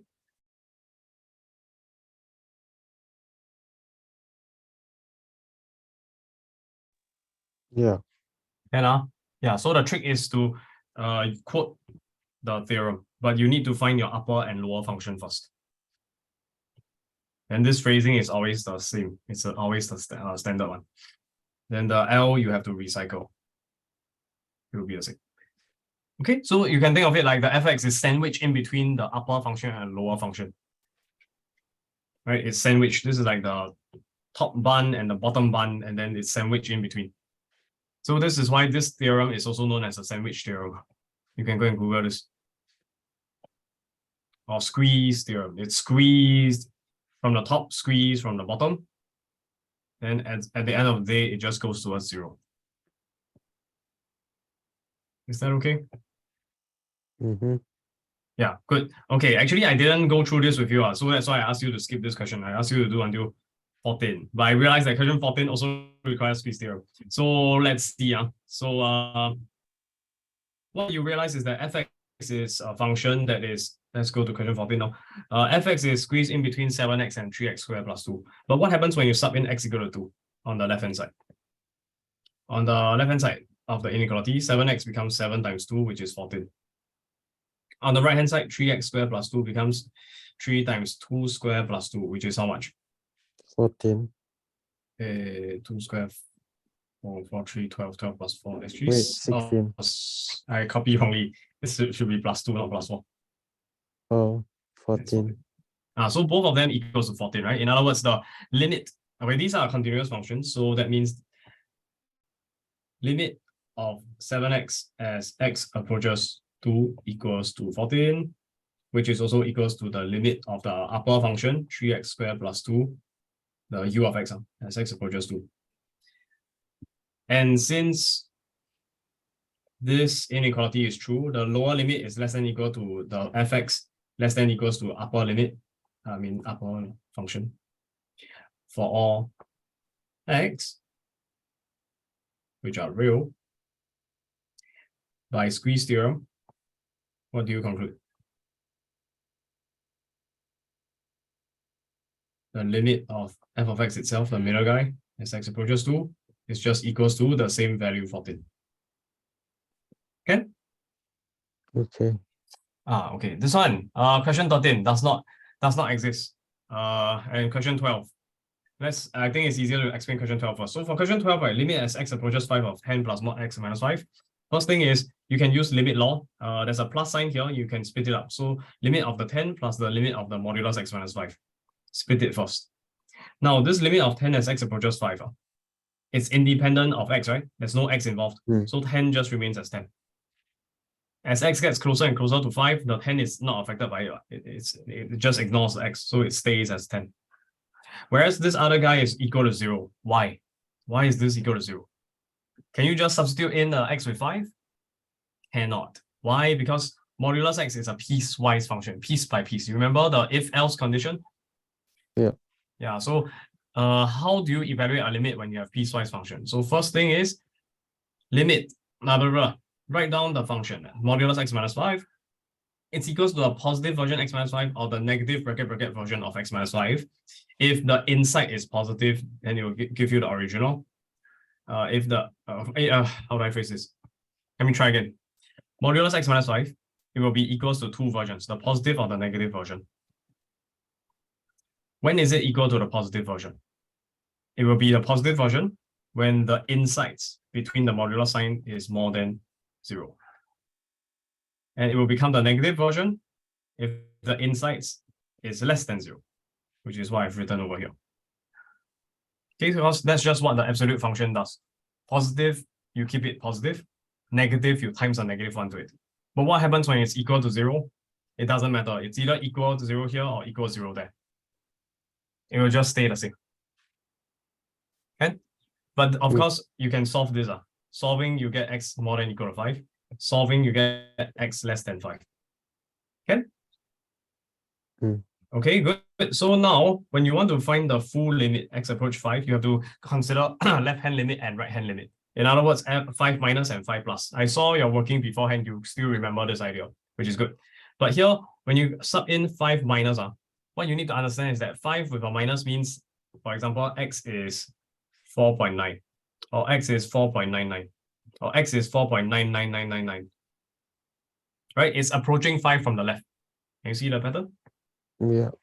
So 5 minus means slightly smaller than 5, which means that it's a value, for example, 4.99999.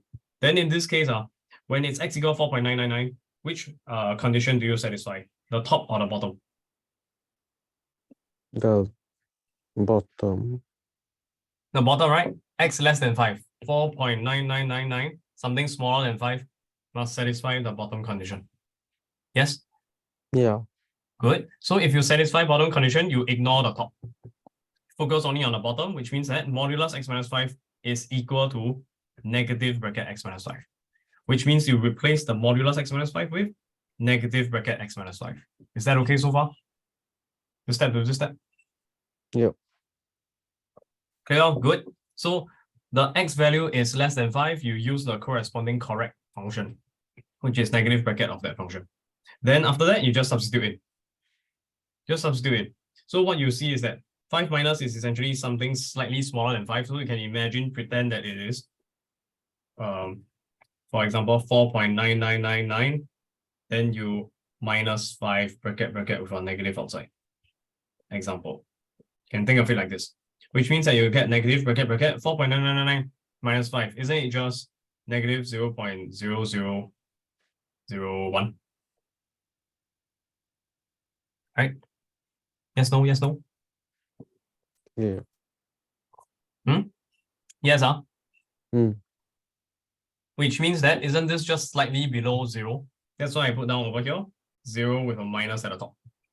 Something slightly smaller than 0. So 0 minus. 0 plus means something slightly bigger than 0. This is 0 minus, something slightly smaller than 0. Do you understand this notation? Yeah. Okay, then minus 0 minus, that means that you're going to turn this into positive 0.0001, which is something slightly bigger than 0. So it's 0 plus. Can you understand the notation 0 plus? Yeah. Can Okay, then here, honestly, I'm just being too pedantic already. You don't really need that. You don't really need that. All you need to know is that 0 plus means something that is essentially equal to 0. Or you could go more simply, this guy go to that guy, it's just gonna be 0 by substituting the x with 5. Negative bracket 5 minus 5. Can? Yeah. The limit as you approach from the left is just 0. Okay, good. Then after that, the next half, do the same thing, but this time with 5 plus. When it's 5 plus, it's something bigger, slightly bigger than 0. So for example, 5.000001. Then in this case, which condition do you satisfy? The top or the bottom? Over here. Is 5.00001 more than equal to 5, or is it less than 5? More than or equal to 5. More than equal, you satisfy this top condition, you ignore the bottom half. So that means that your function mod x minus 5, you're going to replace with x minus 5. Because you satisfy this condition, so you use this function. Then you go down here, x minus 5. Okay? Yeah. Okay, so you replace it with the positive version. Then from here, I'm just trying to be very specific, but x replaced with 5 plus. Then you get something slightly bigger than 5, 5.0001 minus away 5. You're left with 0.0001, which is 0 plus. Which is essentially 0, it's essentially 0. So if it's both equal to 0, therefore we conclude that left-hand limit and right-hand limit are both equal. Both equal means what? The full limit exists. That's the English phrase for limit of this guy exists and is equal to 0. Okay, I should say and equals 0. Here, notice that I'm writing down 5. It's not 5 plus anymore. It is also not 5 minus anymore. Is it clear? Yes, no? It's an arrow. Yeah. Our left-hand limit equals 0, right-hand limit equals 0. Therefore, the full limit is also equal to 0. Okay, that's why you conclude. Okay, good. Now I have this fella equals to 0. So 10 plus 0, I get 10. Done. Okay? So finding a limit, not so easy. First, you need to check left-hand limit, check that it exists. Then you find the right-hand limit, check that it exists. Then you have to check that these two, I should box it up in black to make it look consistent. Then you have to realize that, these two values are equal. Therefore, the limit exists and it is equal to whatever is the matching value, which is 0. Or in other words, the full limit like this, with just a 5, not 5 plus, not 5 minus anymore, equals to 0. And then finally, I can substitute in over here with 0. That's the proper procedure. Okay? Okay, this part defined to be equal to, I'm just gonna erase it, not relevant. Okay, for the next one, this one doesn't exist. Why? Let me try and explain this. Question 13. Okay. Let's see. So first thing is, you see modulus, what do? Define the function, right? So what is it? The top piece is t plus 1. This happens if what happens? What's the condition? You stay the same if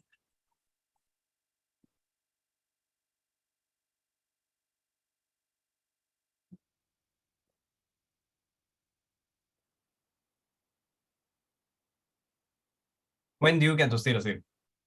Sorry, I cannot hear you. You get to stay the same when t is positive. No, not t positive. The whole thing is positive. T plus 1, the whole thing. So for example, if I give another function, modulus x squared minus 6x plus 2, this is exactly equal to x squared minus 6x plus 2. You stay exactly the same if the whole thing is positive or equals to 0. Okay, the equal can be at the top or bottom, doesn't matter. Does it make sense? Yeah. Then what's the other half? What's the other function? What's the other possibility? Not more than equals 0 must be e plus 1? Less than 0. Less than 0. So what happens when it's negative? What does the absolute value, the modulus function do? Become positive. Become positive. So essentially what's the operation you're doing? You multiply -1. Can you see? Minus 6 becomes times -1, you get positive 6. So you times a -1. What's in between the brackets? T plus 1. Is that clear? Okay, but this one you can simplify. This guy here is exactly the same as, if you can do it in your head, go ahead and write this down, t more than equals -1. Then likewise for the other half, i.e. t less than -1. Okay, good. Yes, no? Okay. Good. Then we can move on to evaluate. So how do you evaluate limit as t approaches -1? What you need to do is approach from the left. -1 minus, approach from the right. Arrow -1 plus of the expression. Let me just copy down numerator over denominator. But here, when the t is approaching -1 from the left, that means that on your number line, it looks like this. Here is -1, what's slightly smaller than -1? -1.1, -1.2. Then maybe just one more, -1.3. As you approach towards -1, what's so special about the t values? Are they less than -1, equals -1, or more than -1? They are less than -1. Less than -1, exactly. All these values are less than -1. Let me write it down. Okay, I want blue. Less than -1. So if your t is less than -1, if they are less than -1, which function do you use? Top or bottom? If they are less than -1, then you use the bottom function. The bottom function, which means that the modulus, this is what we call the domain, the accepted input values. This is a function of t, f of t. Then t is less than -1, you only obey the bottom half, so you use this function. In other words, the modulus will become exactly equal to negative bracket t plus 1. Okay, so that means that you can now substitute this whole expression. I mean, you can copy and paste this whole expression, but the denominator now becomes negative bracket t plus 1. Is that okay? Good. Then do you notice that the t plus 1 is a common factor? This one is times 1. This one is times -1. So that means that you can cancel off the t plus 1 and you're left with -1. 1 over -1, which is -1. So always simplify the expression before you evaluate. Okay. Simplify the expression means you cancel off common factors. But here, -1, does it depend on value of t? The value of t is going from -1.3, -1.2, -1.1. It's independent, so it's just -1. Okay, left-hand limit equals, so we conclude LH limit is -1. Okay, this one is my slang, LH limit. I hope you understand what it means. Left-hand limit. Okay. Next one, positive limit. How? Try. Okay, equal limit t approach -1, then plus sign. Plus. Then t plus 1 over t plus 1. Good. Then is a common factor which just becomes 1, which is independent of. So then it's just 1. So Positive one. Right hand limit is 1. Therefore, since left hand limit does not equal to right hand limit, doesn't exist. Correct. Very good. So this is the proper math notation for left hand limit. I don't just LH limit is my own notation in English, so it's easier and faster to write. But yes, you got it. Since the left hand limit is equals to -1, which is not equals to +1, which is +1 being equal to the right hand limit. No space. Let me move this over. I can copy and paste this. Okay.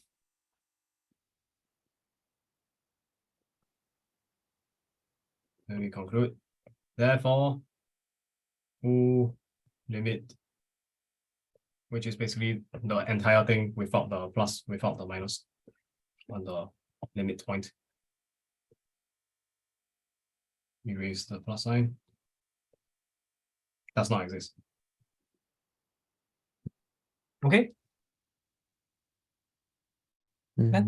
So how? Let me just show you the graph. Let me show you the graph.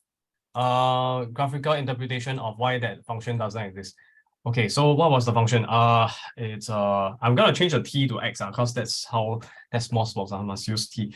Must use x, cannot use t. So it was a t plus 1 over modulus of t plus 1. So x plus 1.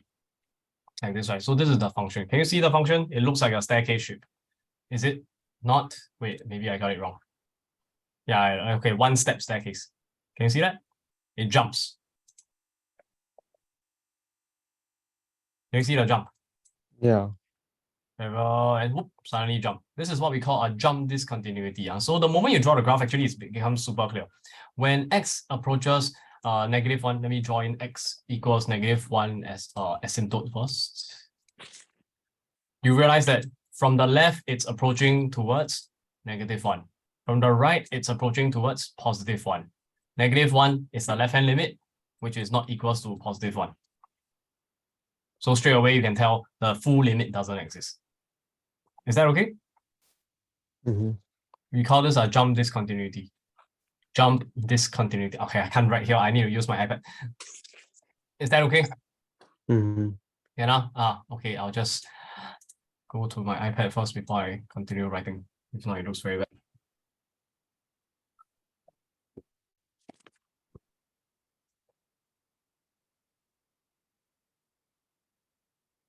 So so graphically, what it means is, let me just copy down a sketch of the graph. So y-axis, x-axis, the graph is here, and then it has a jump until it hits here and continues. So when it's equal to -1, it's undefined. So actually should draw an empty circle for both of them. Undefined at x equals to -1. The function is y equals to x plus 1 over modulus x plus 1. This is what we call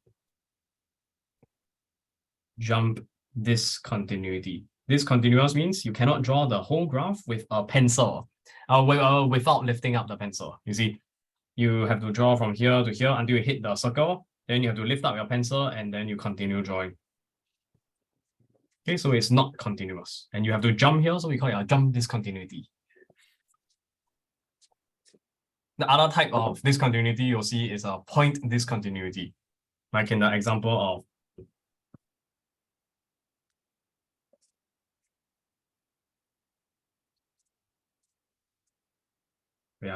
x plus 1, then multiply by, I don't know, x minus 3 over x minus 3. Then in this case, the graph will simply look like the y equals x plus 1 function, but there's a hole. There's a hole.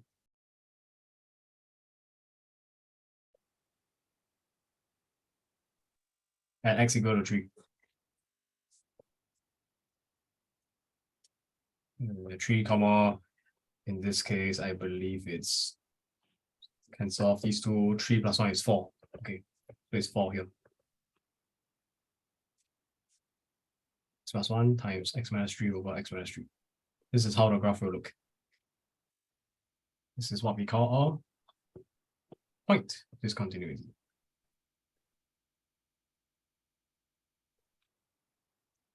Because it's just one point. Okay. Ken? Oh. Nothing happened. Okay.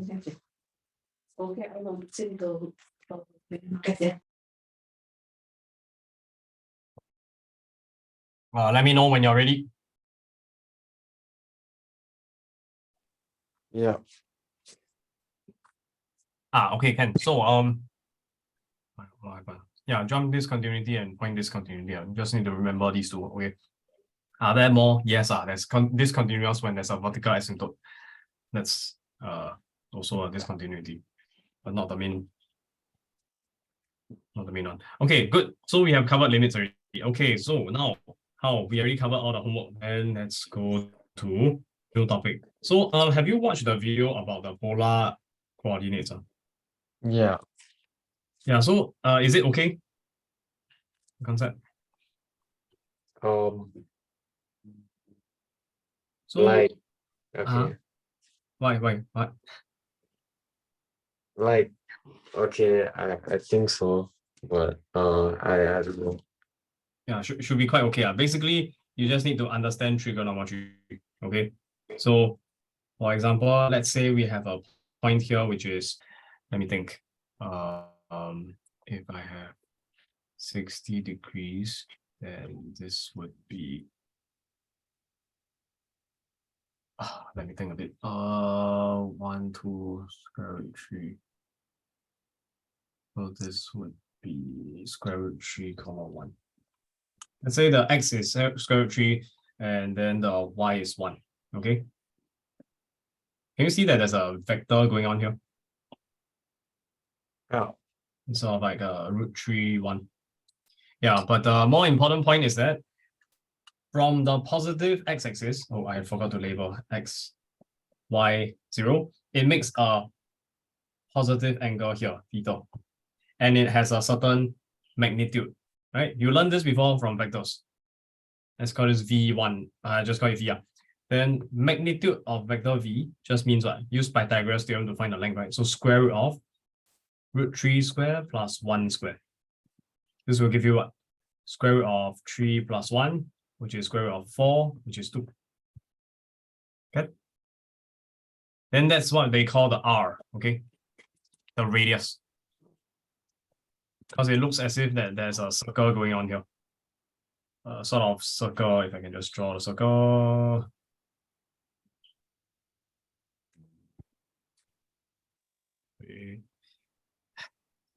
Wait. I'll try and make it a bit smaller.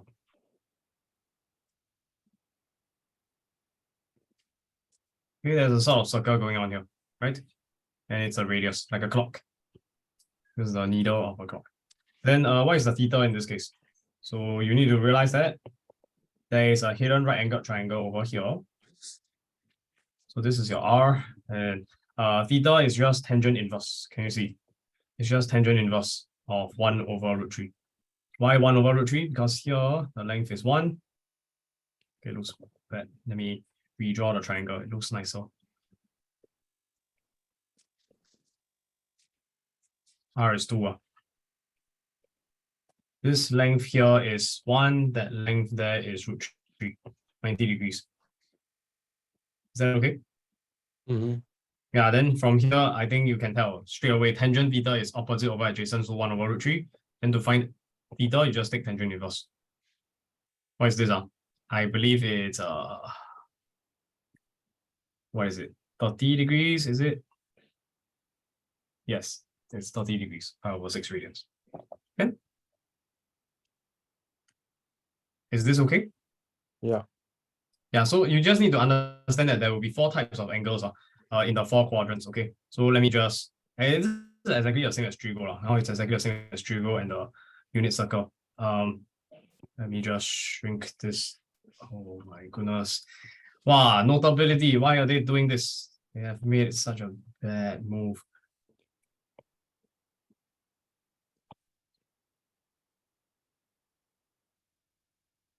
Okay, never mind.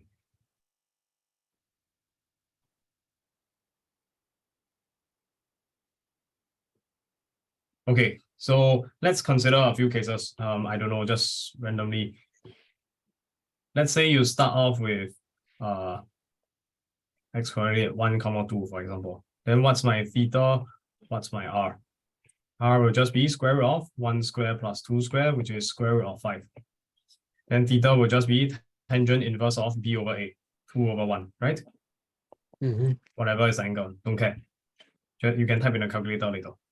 But how do you work backwards? How do you work backwards?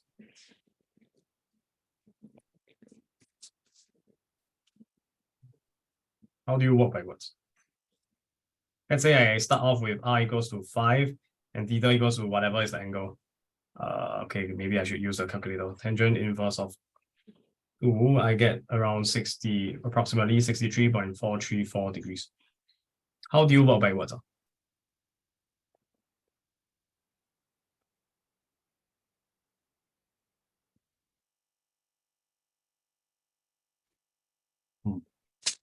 So it requires your R formula knowledge. Yes, x and y.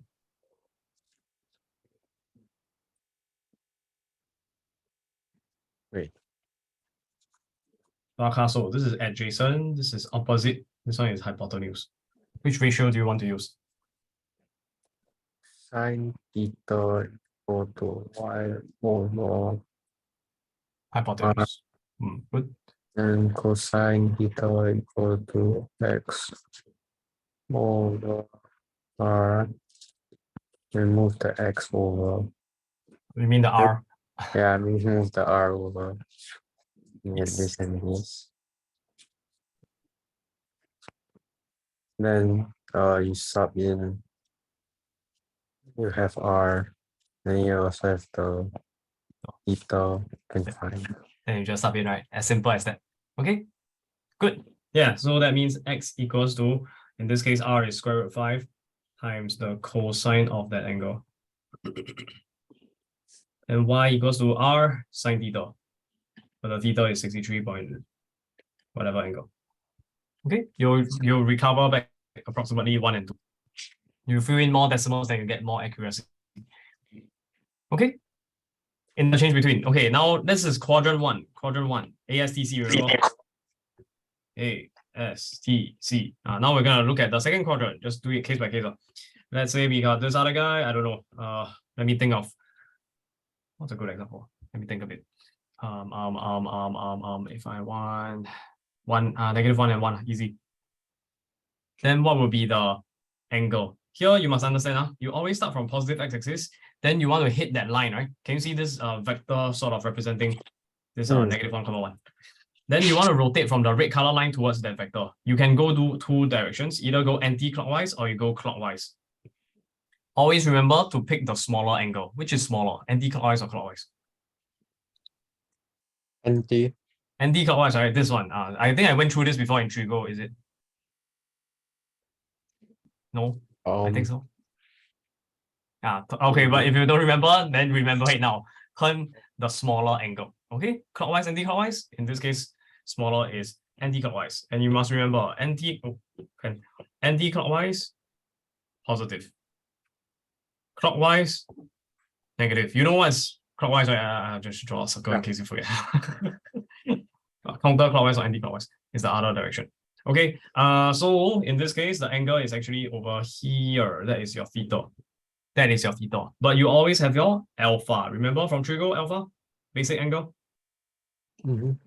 So here, let's find out what's my alpha first before I find my theta. What would it be? What's this length here? 1, right? What's this length here? I know the x coordinate is -1, but what's the length? What's the length? Positive 1. Very good. So that means that alpha is actually tangent inverse of it's always tangent inverse, because always opposite and adjacent given.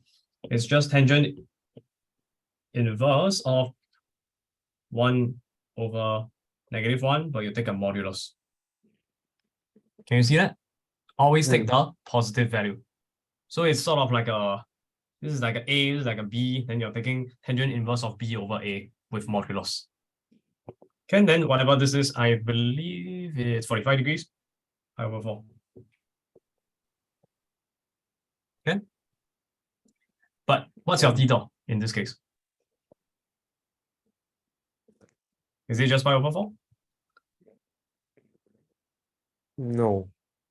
What will it be? This whole angle is 180 degrees, which is pi radians. Pi minus pi over 4. Very good. So pi minus pi over 4. You can think of it, visualize it like this. You rotate. Okay, maybe I use a different color. Let me pick a different color. Let's say I go for something that's different. I think, okay, this one anti-clockwise, you get pi radians, right? Okay, then after that, you rotate clockwise. Clockwise is positive or negative? Negative, right? So this will be negative alpha. This will be pi. That's why you have pi plus negative alpha. Pi minus alpha, which is what we have here. You see that? You rotate anti-clockwise is pi radians, then you rotate clockwise, so it's negative alpha. So pi plus a negative alpha. Okay, don't draw so many lines. Is it clear? Okay. Okay, now good. So okay, I'll just write it here, pi minus alpha. Or pi plus negative alpha. Good, that is theta. Then how do you find the r? R simple, right? What's r? Tell me. R is the length. 1 square plus 1 square. Yes, correct. Is it? Square root 2. 1 square root 2. 45 degree, 45 degree. Seems so familiar. Yes, no? Exact value for sine cosine. Okay, that's quadrant 2, and then let's go quadrant 3. Just do it case by case. Try one for every single example. I don't know what point you want. Give me 2 numbers. -1 and then -1. Okay, sure. Then in this case, you must rotate 2 directions. You either go clockwise from positive x-axis or you go anti-clockwise. Which one is smaller? The clockwise. Clockwise is smaller, so we're gonna pick the clockwise. That is our theta. Then can you see where's my alpha? Can you label where's my alpha? Is it over here, alpha? No. No, where is it? Draw for me. Is it not this? Yes, correct. Very good. Okay. That's my alpha. Okay. Then from here, okay, you have another right angle triangle. So what is the r? Same thing, -1 square plus -1 square. You end up with square root 2. But what's my theta? That's the more interesting one. So first step, always alpha equals tangent inverse of, you can take modulus of b over a. So -1 over -1. Where you treat this as a, treat this as b. X is like a, y is like b. Okay. Maybe I'll write down a formula for you. Huh? Pi over 4 already. Very good. So pi over 4, and then finally theta equals what? If you think in terms of the value, right, it will be pi minus pi over 4, but this will give you a positive value. Negative. This needs an extra minus in front because you're going clockwise. Is that okay? Okay. Then now, okay, you got r and theta. Of course, working backwards, I'll leave you to try on your own. Or you want me to go through as well? Oh, which thing? You have r, you have theta already, then now work backwards to get -1, -1, comma -1. Is it different? Like then? No, it's the same. Okay. No need then. You don't need, okay. I thought you were gonna say there's like some extra like minus sign or like some multiverse. There will be these negative signs, just be careful. Okay. Okay, maybe we try for the last one. So let's say I have point here, I don't know, positive x, say 5, negative, wait, I better pick a good example. Let's say let me think a bit. So this is 4, and this could be 2. Okay, -2. Right, then where's my angle? Is it this one or that one? The smaller one. The smaller one, which means you have to go clockwise. So ahead of time, your theta must be positive or negative? Negative. Must be negative at that. Yeah. Correct. Clockwise is negative. Right, then of course anti-clockwise is positive. I don't write that down. It's not relevant here. So theta equals to what? Where's my alpha? Can you draw for me? Where's my alpha? Is it here, alpha? Or is it there, alpha? Where's my alpha? Only with this one. Very good. It is alpha. So alpha is a angle without direction. Notice how I draw it. I draw a curve. I didn't draw an arrow. So I don't care about positive or negative. So alpha is always positive. Acute reference angle. So what do you get is always tangent inverse of b over a, where you make it positive. So in this case, it's tangent inverse of half. Okay, I don't know what the angle is. I have no idea. I'm just gonna use my calculator. Tangent inverse 0.5. I get 26.565 degrees. Okay. Or you can use radians as well. Let's just stick to degrees. So theta would be what? Negative, same value. Very good. Okay. Just a reminder how to go from degrees to radians. You have to multiply by pi over 180 degrees. For the other direction, you times 180 degrees over pi. Okay. Yeah, in case you need to convert between degrees and radians. Okay, good. Then how about r? R is square root. R square root 4 square plus -2 square. Okay, good. So 16 plus 4 is 20. 4 times 5, square root 4, square root 5, 2 root 5. Here, why is it -2 and 4 again? It's because there's a hidden right angled triangle I didn't draw. The distance here is 4, the distance here is 2. Then you're using essentially opposite over adjacent. Maybe I better use a different color. Opposite, adjacent, hypotenuse. Hypotenuse is r. Okay, maybe I'll demonstrate for this one how to convert back into the 4, -2. Okay, so if we start off with r equals to 2 root 5 and theta equals to -26.565, here's how you do it. Convert back. I'll just demonstrate for one time. What you do is draw the x and y axis first. Always draw a picture. Don't try to do it without the picture. Then you realize -26, right? So you must rotate this way. -26.565 degrees. Then you end up with a line like this. What's the length? You extend it until it becomes 2 root 5. Okay, not drawn to scale, so it doesn't really matter. Wow, this picture too small. Let me change.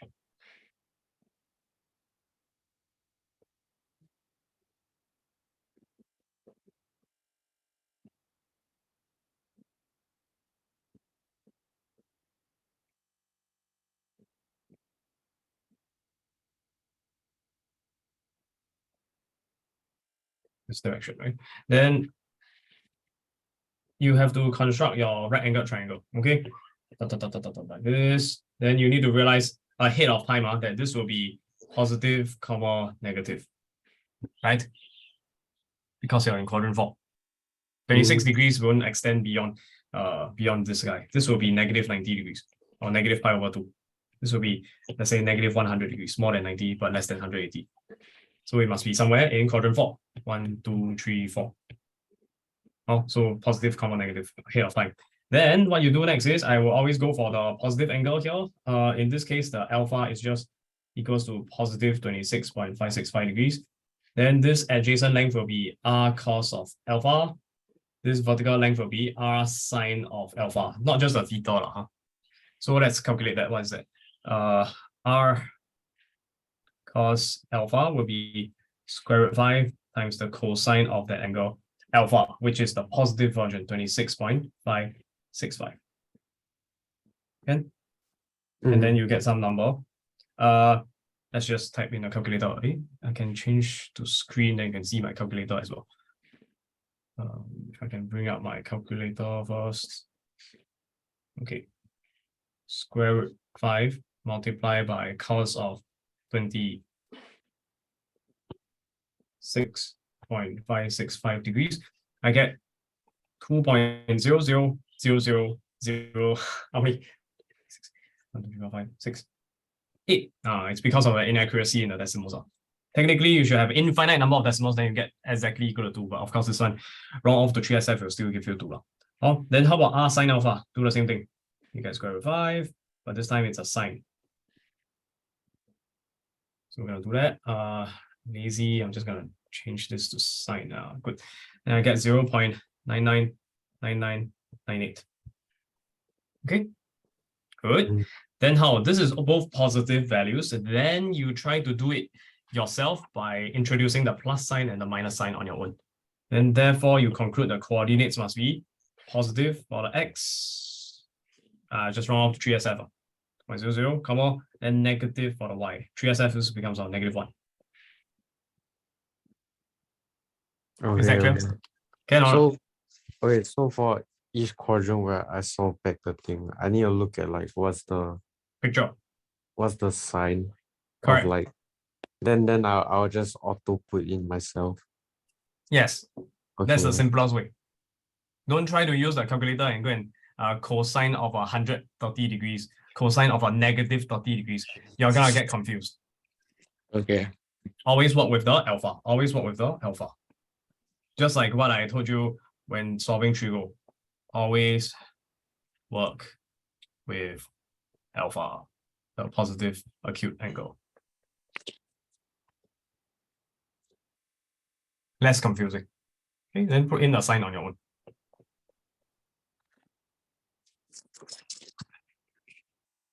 Just use the alpha to get the value. Okay.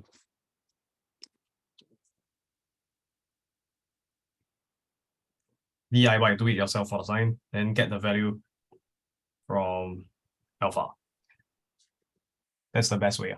Okay, good. That is rectangular, polar and rectangular. Do you want to learn Maclaurin series? Okay. It's tough.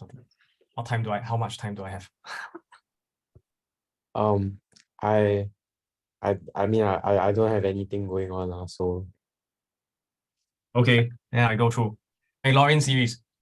So I sent you a worksheet already. Have you seen it? Have you downloaded it? Give me a second. Let me. Yep. Maclaurin series basic examples. Yeah. So this topic, right? It's basically taking your differentiation and applying it to a situation. I mean, applying it to any function you like, assuming that the function can be differentiated. Okay. Wait a minute. Oh no. How do I sort?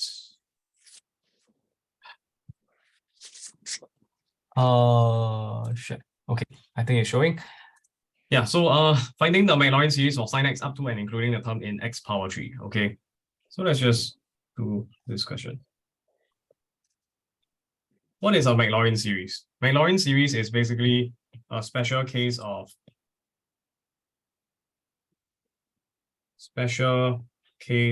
something called the Taylor series. And what you're doing is you're assuming that with sin x, you assume that you can expand it as a power, what we call a power series. So we start with a0 plus a1 times x power 1 plus a2 times x power 2 plus a3 times x power 3. Let's say that we have a generic fx first, okay? a4 x power 4, okay? Let's see what happens if I differentiate this. I'm going to use a special notation now because we're going to take a lot of derivatives. I'm going to call it f1 of x. So let's see what happens. Differentiate constant, you get nothing. Differentiate a1 x power 1, you get a1. Differentiate the other guy, you get 2 times of a2 times x. You get 3 times a3 x power 2, 4 times a4 x power 3. And actually the term goes forever, so I'm just going to put dot dot dot. Is that okay so far? Right. You assume that this works. Then you continue taking further derivatives. Let's just go up to the third derivative because this is what's relevant to the question. Differentiate a1, you get nothing because of the constant. Differentiate what do you call it? Differentiate 2a2x, you get the coefficient 2a2. Differentiate the next one, you get 3 times 2 times a3x. Differentiate the next one, you get 4 times 3 times a4x squared. Right? And how about f3x? Continue. This one differentiate 2a2, what do you get? 0, right? And this one differentiate, you get 3 times 2 times 1 times a3. I'm just being extra here, 1 bring down, and no more x, then plus 4 times 3 times bring down x squared, differentiate, you get 2x. So bring the 2 in front, a4x, and so on. Let's just go for one more. Let's just go for one more. Okay, differentiate one time, then this constant becomes a 0. Don't write a 0. Next one, you differentiate again, you get 4 times 3 times 2 times 1 times a4. Notice a pattern for the first terms.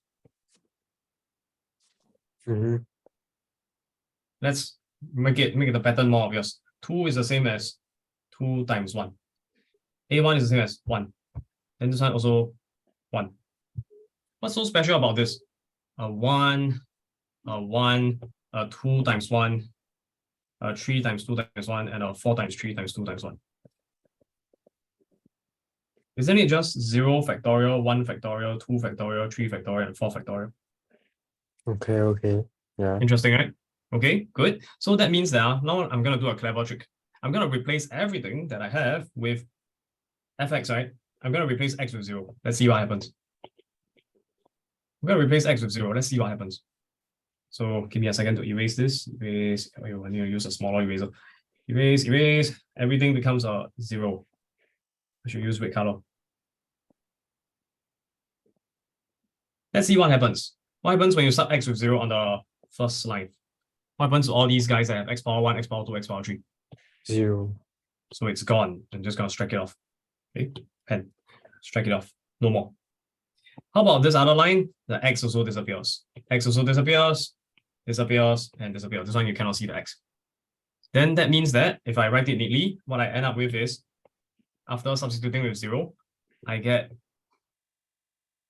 this expression without the x. Let me just erase it nicely so it looks good. Even though there's an infinite number of terms, do you see something amazing that happens?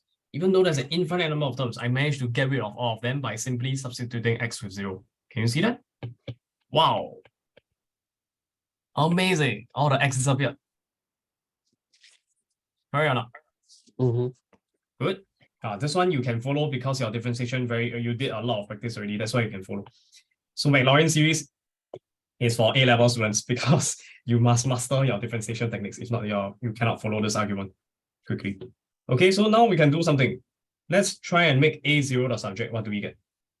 Isn't it just F0 where you divide by 1, which is the same as divide by 1, which is the same as 0 factorial? Remember the pattern. Let me copy down this fundamental observation again and paste it here. That first one in front of the A0 is actually 0 factorial. How about A1? 1 factorial. It's f, the first derivative, but you sub in x with 0, then you divide by 1, which is f take the first derivative, sub in x with 0, and divide by 1 factorial. How about A2? Second derivative. Well, you sub in the x with 0. 0. And you divide by 2 factorial. Very good. Divide by 2 times 1, which is 2 factorial. Very good. Do you start to see the pattern already? Okay. 0, 0, 1, 1, 2, 2. Then what's A3? F takes third derivative, but you divide by 3 factorial. Can you see that? A4, fourth derivative, sub in with 0, divide by 4 factorial. So what do you think happens when it's A5? F5 sub in x with 0, divide over by 5 factorial. Congratulations, you have just derived the Maclaurin series.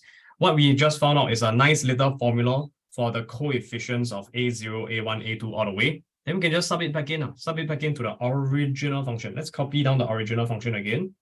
Copy, copy, copy, paste, paste, paste. And what you realize is that, hey, here we got A0. Do we have a formula for A0 here? We have a formula for A0? Yes, and just copy and paste. So I copy, then I paste. Oh, cannot. This is so irritating. It keeps moving around. What is going on with notability?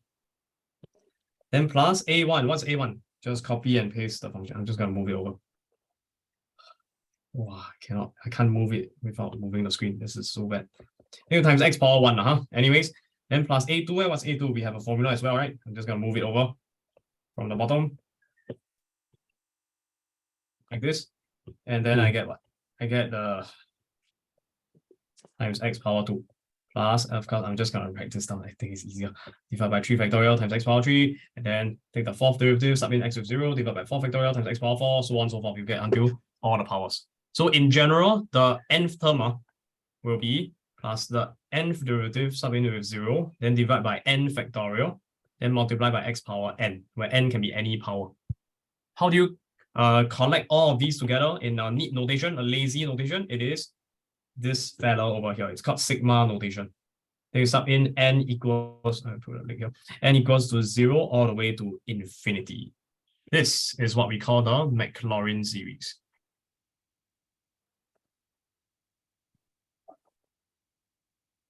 Okay?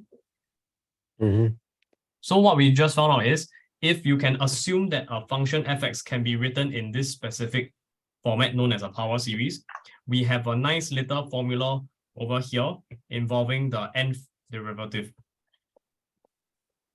of that function, but you sub x equal to 0. Then we are gonna proceed to assume that all functions you can do that same thing. So let's start with question 1 now. Question 1 is asking you to find the Maclaurin series expansion for sin x. So the procedure goes like this. After you already learned the formula, let me just copy down the conclusion. You don't derive it all the way from the beginning every time. You just follow the procedure I'm about to show you. So first step is you let fx equals to sin x. Then you differentiate up to, you want up to x cubed, right? So you differentiate until the third derivative. Differentiate sin x a few times. So you get cosine x. Then differentiate another time, you get what? Negative sin x. Differentiate a third time, what do you get? Negative cos x, right? Okay, so the goal is to use the formula.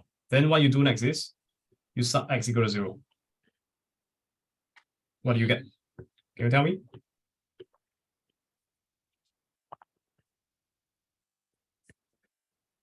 Sine 0. Which is? Sine 0, isn't it? 0, right? Remember the sine curve. 1. Wait. Next one, cosine 0 is 0. 1, correct? Yeah, cosine is down, down, up, up. Yes. 0. 0, 1. Negative 1. Negative 1, good. Hey, sine. Wait. Negative 0. Correct or not? Sine 0. And last one? Negative 1. Very good. Then we sub into the formula. So what does the formula say? It says fx, which is your sin x, can be expanded as f of 0, which is 0 divided by 0 factorial. What's 0 factorial? 1. 1. So do we have a divided by division 1. by 0 problem? Don't have, so it's just a 0. Okay, safe. Next one, take the first derivative, 1 divided by 1 factorial times x power 1. Plus, take the second derivative, sub in x with 0, divided by 2 factorial times x power 2. Plus, take the third derivative, negative 1, divided by 3 factorial times x power 3. The question asks for up to x power 3, so we stop there. But of course, we can keep expanding if we want to. Anything special you notice? These terms disappear, right? So that means that we only have power 1, power 3, and if you keep expanding, it will be power 5, power 7. What's the pattern? What's the pattern? The powers are? Odd powers. Okay, remember this, for sine, you have odd powers. Okay, good. Then you can simplify this, whatever, it's just cleaning up, doesn't really matter. 3 factorial is 6.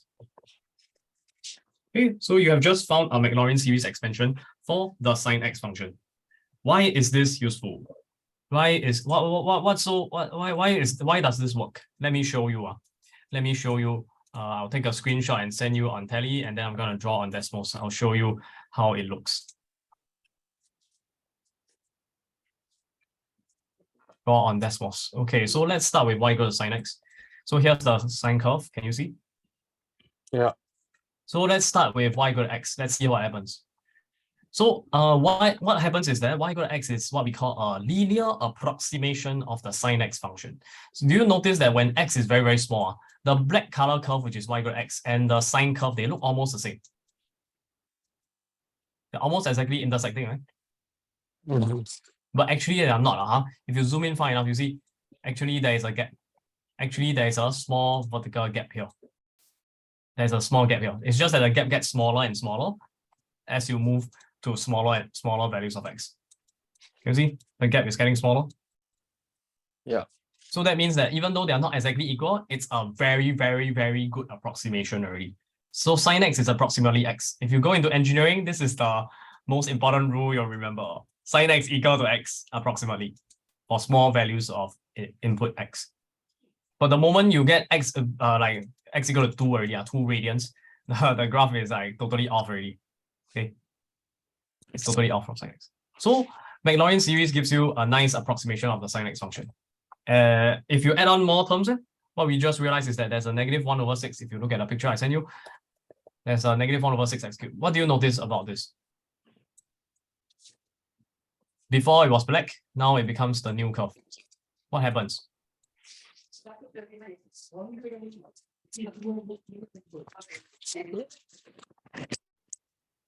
What happens? When x equals 1.2, let's see what happens. When x equals 1.2, the black curve approximates the sine x. If it's approximately x, right, it will just be 1.2. But clearly, sine curve cannot exceed 1, right? The actual value is 0.932. Can you see that? Yes, no? So that means that the approximation 0.932, the approximation 1.2 not so good. But now that we add on an extra odd term, this from the Maclaurin series, minus 16 x cubed, look at the value that it approximates. The actual value of sine of 1.2 radians is 0.932, but using the approximated x minus 1 over 6 x cubed function, you sub in with the same x value 1.2. It becomes 0.912. That's pretty close, right? Yeah. Okay, good. So what can you conclude as you add more and more terms to this Maclaurin series? What do you think will happen?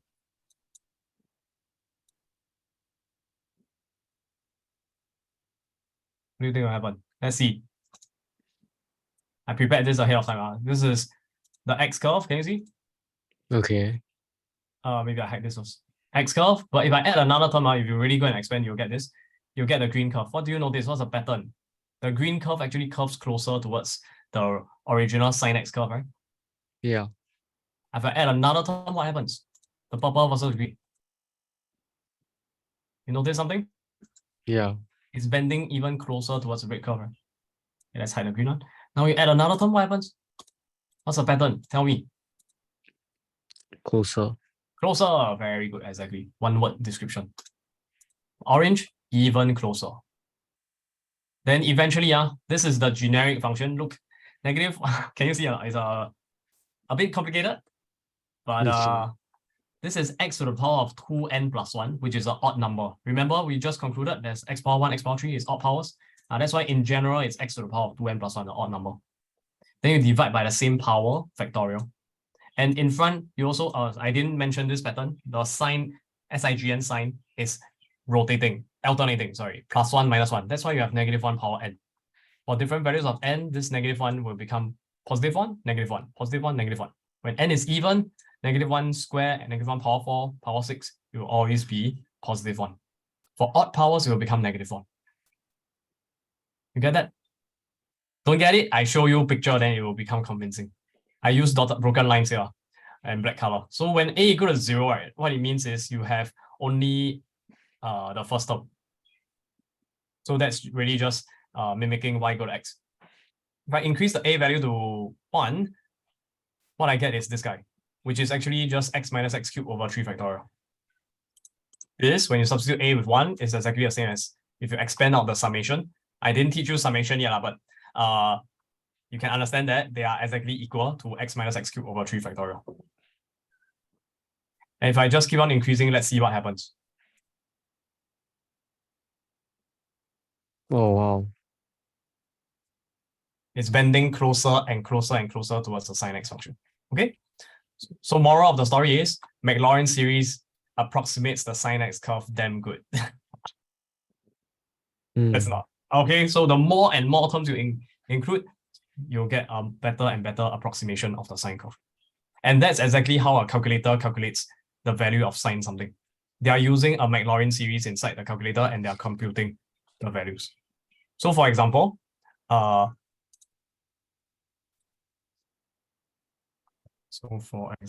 I do it manually,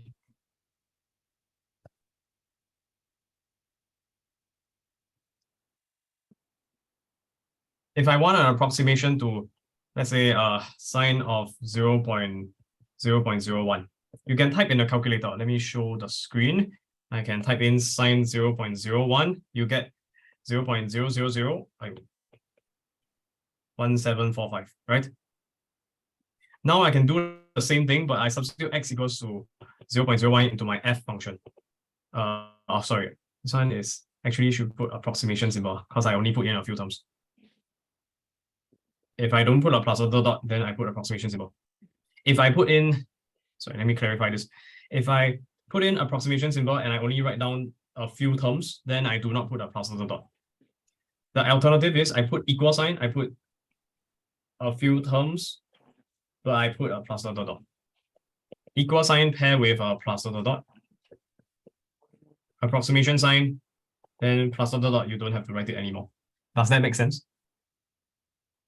Fx is the sin x curve. So sorry, I shouldn't write fx. Sorry, I should be writing. How do I phrase this? I'll call this expression g of x. So g of 0.01 is equals to 0.01 minus 1 over 6 times 0.01 power 3. Can you imagine in the world before calculators that this can still be calculated? Before calculators were invented, this can be computed, right? 0.01 is what? 1 over 100, then power 3. So it's 1 cube over 10 square power 3, 10 power 6. Then you divide by 6. It's just long division. Then 0.01 minus, just subtraction. You can do it manually. But I'm not going to do that. I'm just going to borrow the power of a calculator and use the calculator. But you can imagine a few thousand years, not thousand, a few hundred years ago, when people first came up with this idea, the Maclaurin guy, that's what he did. He approximated it like this. So this is approximately 0.0099998. Do you see that these two values, even though they are not exactly equal, it's very, very, very good approximation? Yeah. Right now, it's only off by a few decimals. Okay, actually, maybe a bit off. But let me double check something. I forgot the power 3, is it not? No. Okay, 0.01 to the power of 3. Yeah, okay, actually, not the best demonstration, but Yeah, it's oh sorry, I forgot to change. I forgot important point to take note. Always use radians. I was using degrees. I was typing in 0.01 degrees. That's why it's not working out. Let me change it to radians. Now it's a lot better, I think. Likewise for the sine 0.01. There we go. You see, it's exactly the same value. Do you see that?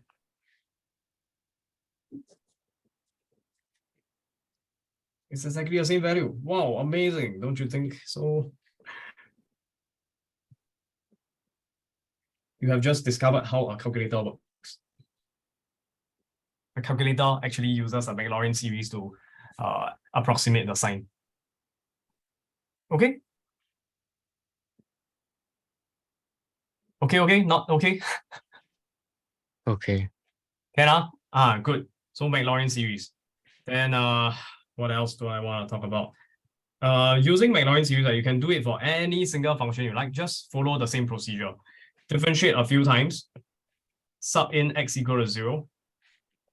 Then you get the value. And then you sub in the formula.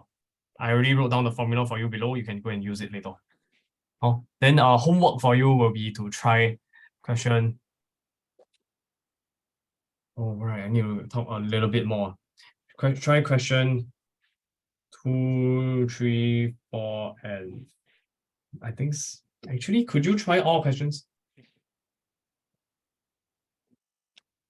Not yet. I haven't talked about sufficiently small.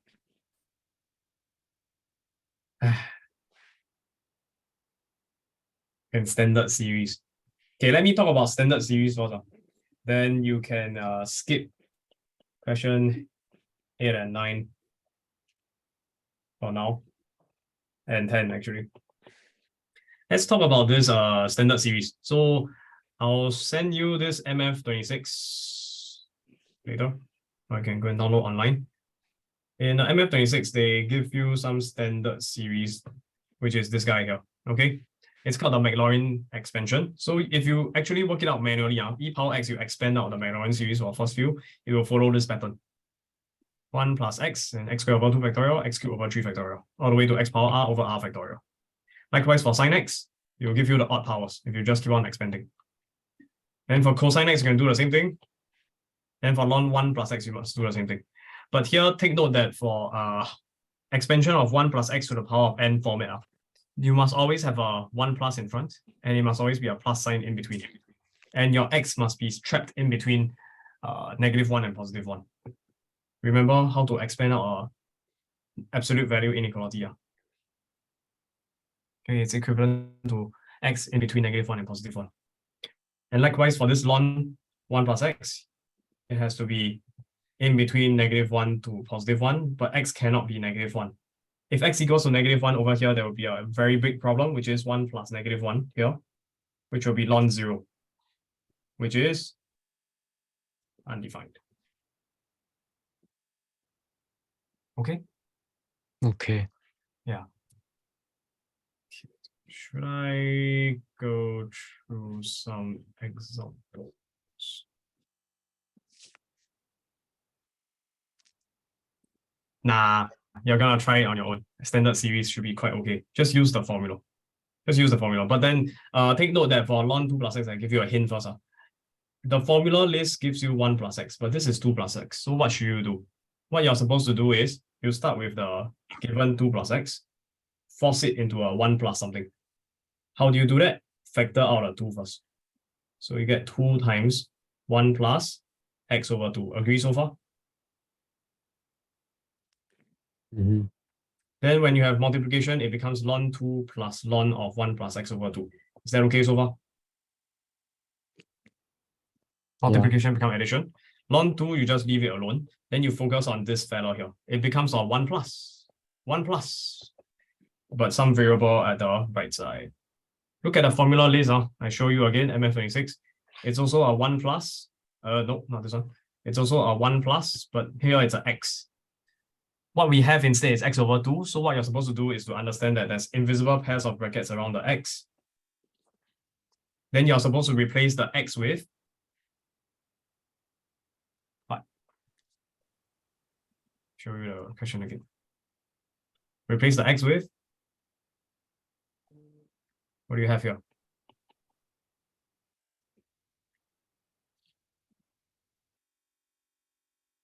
Hello?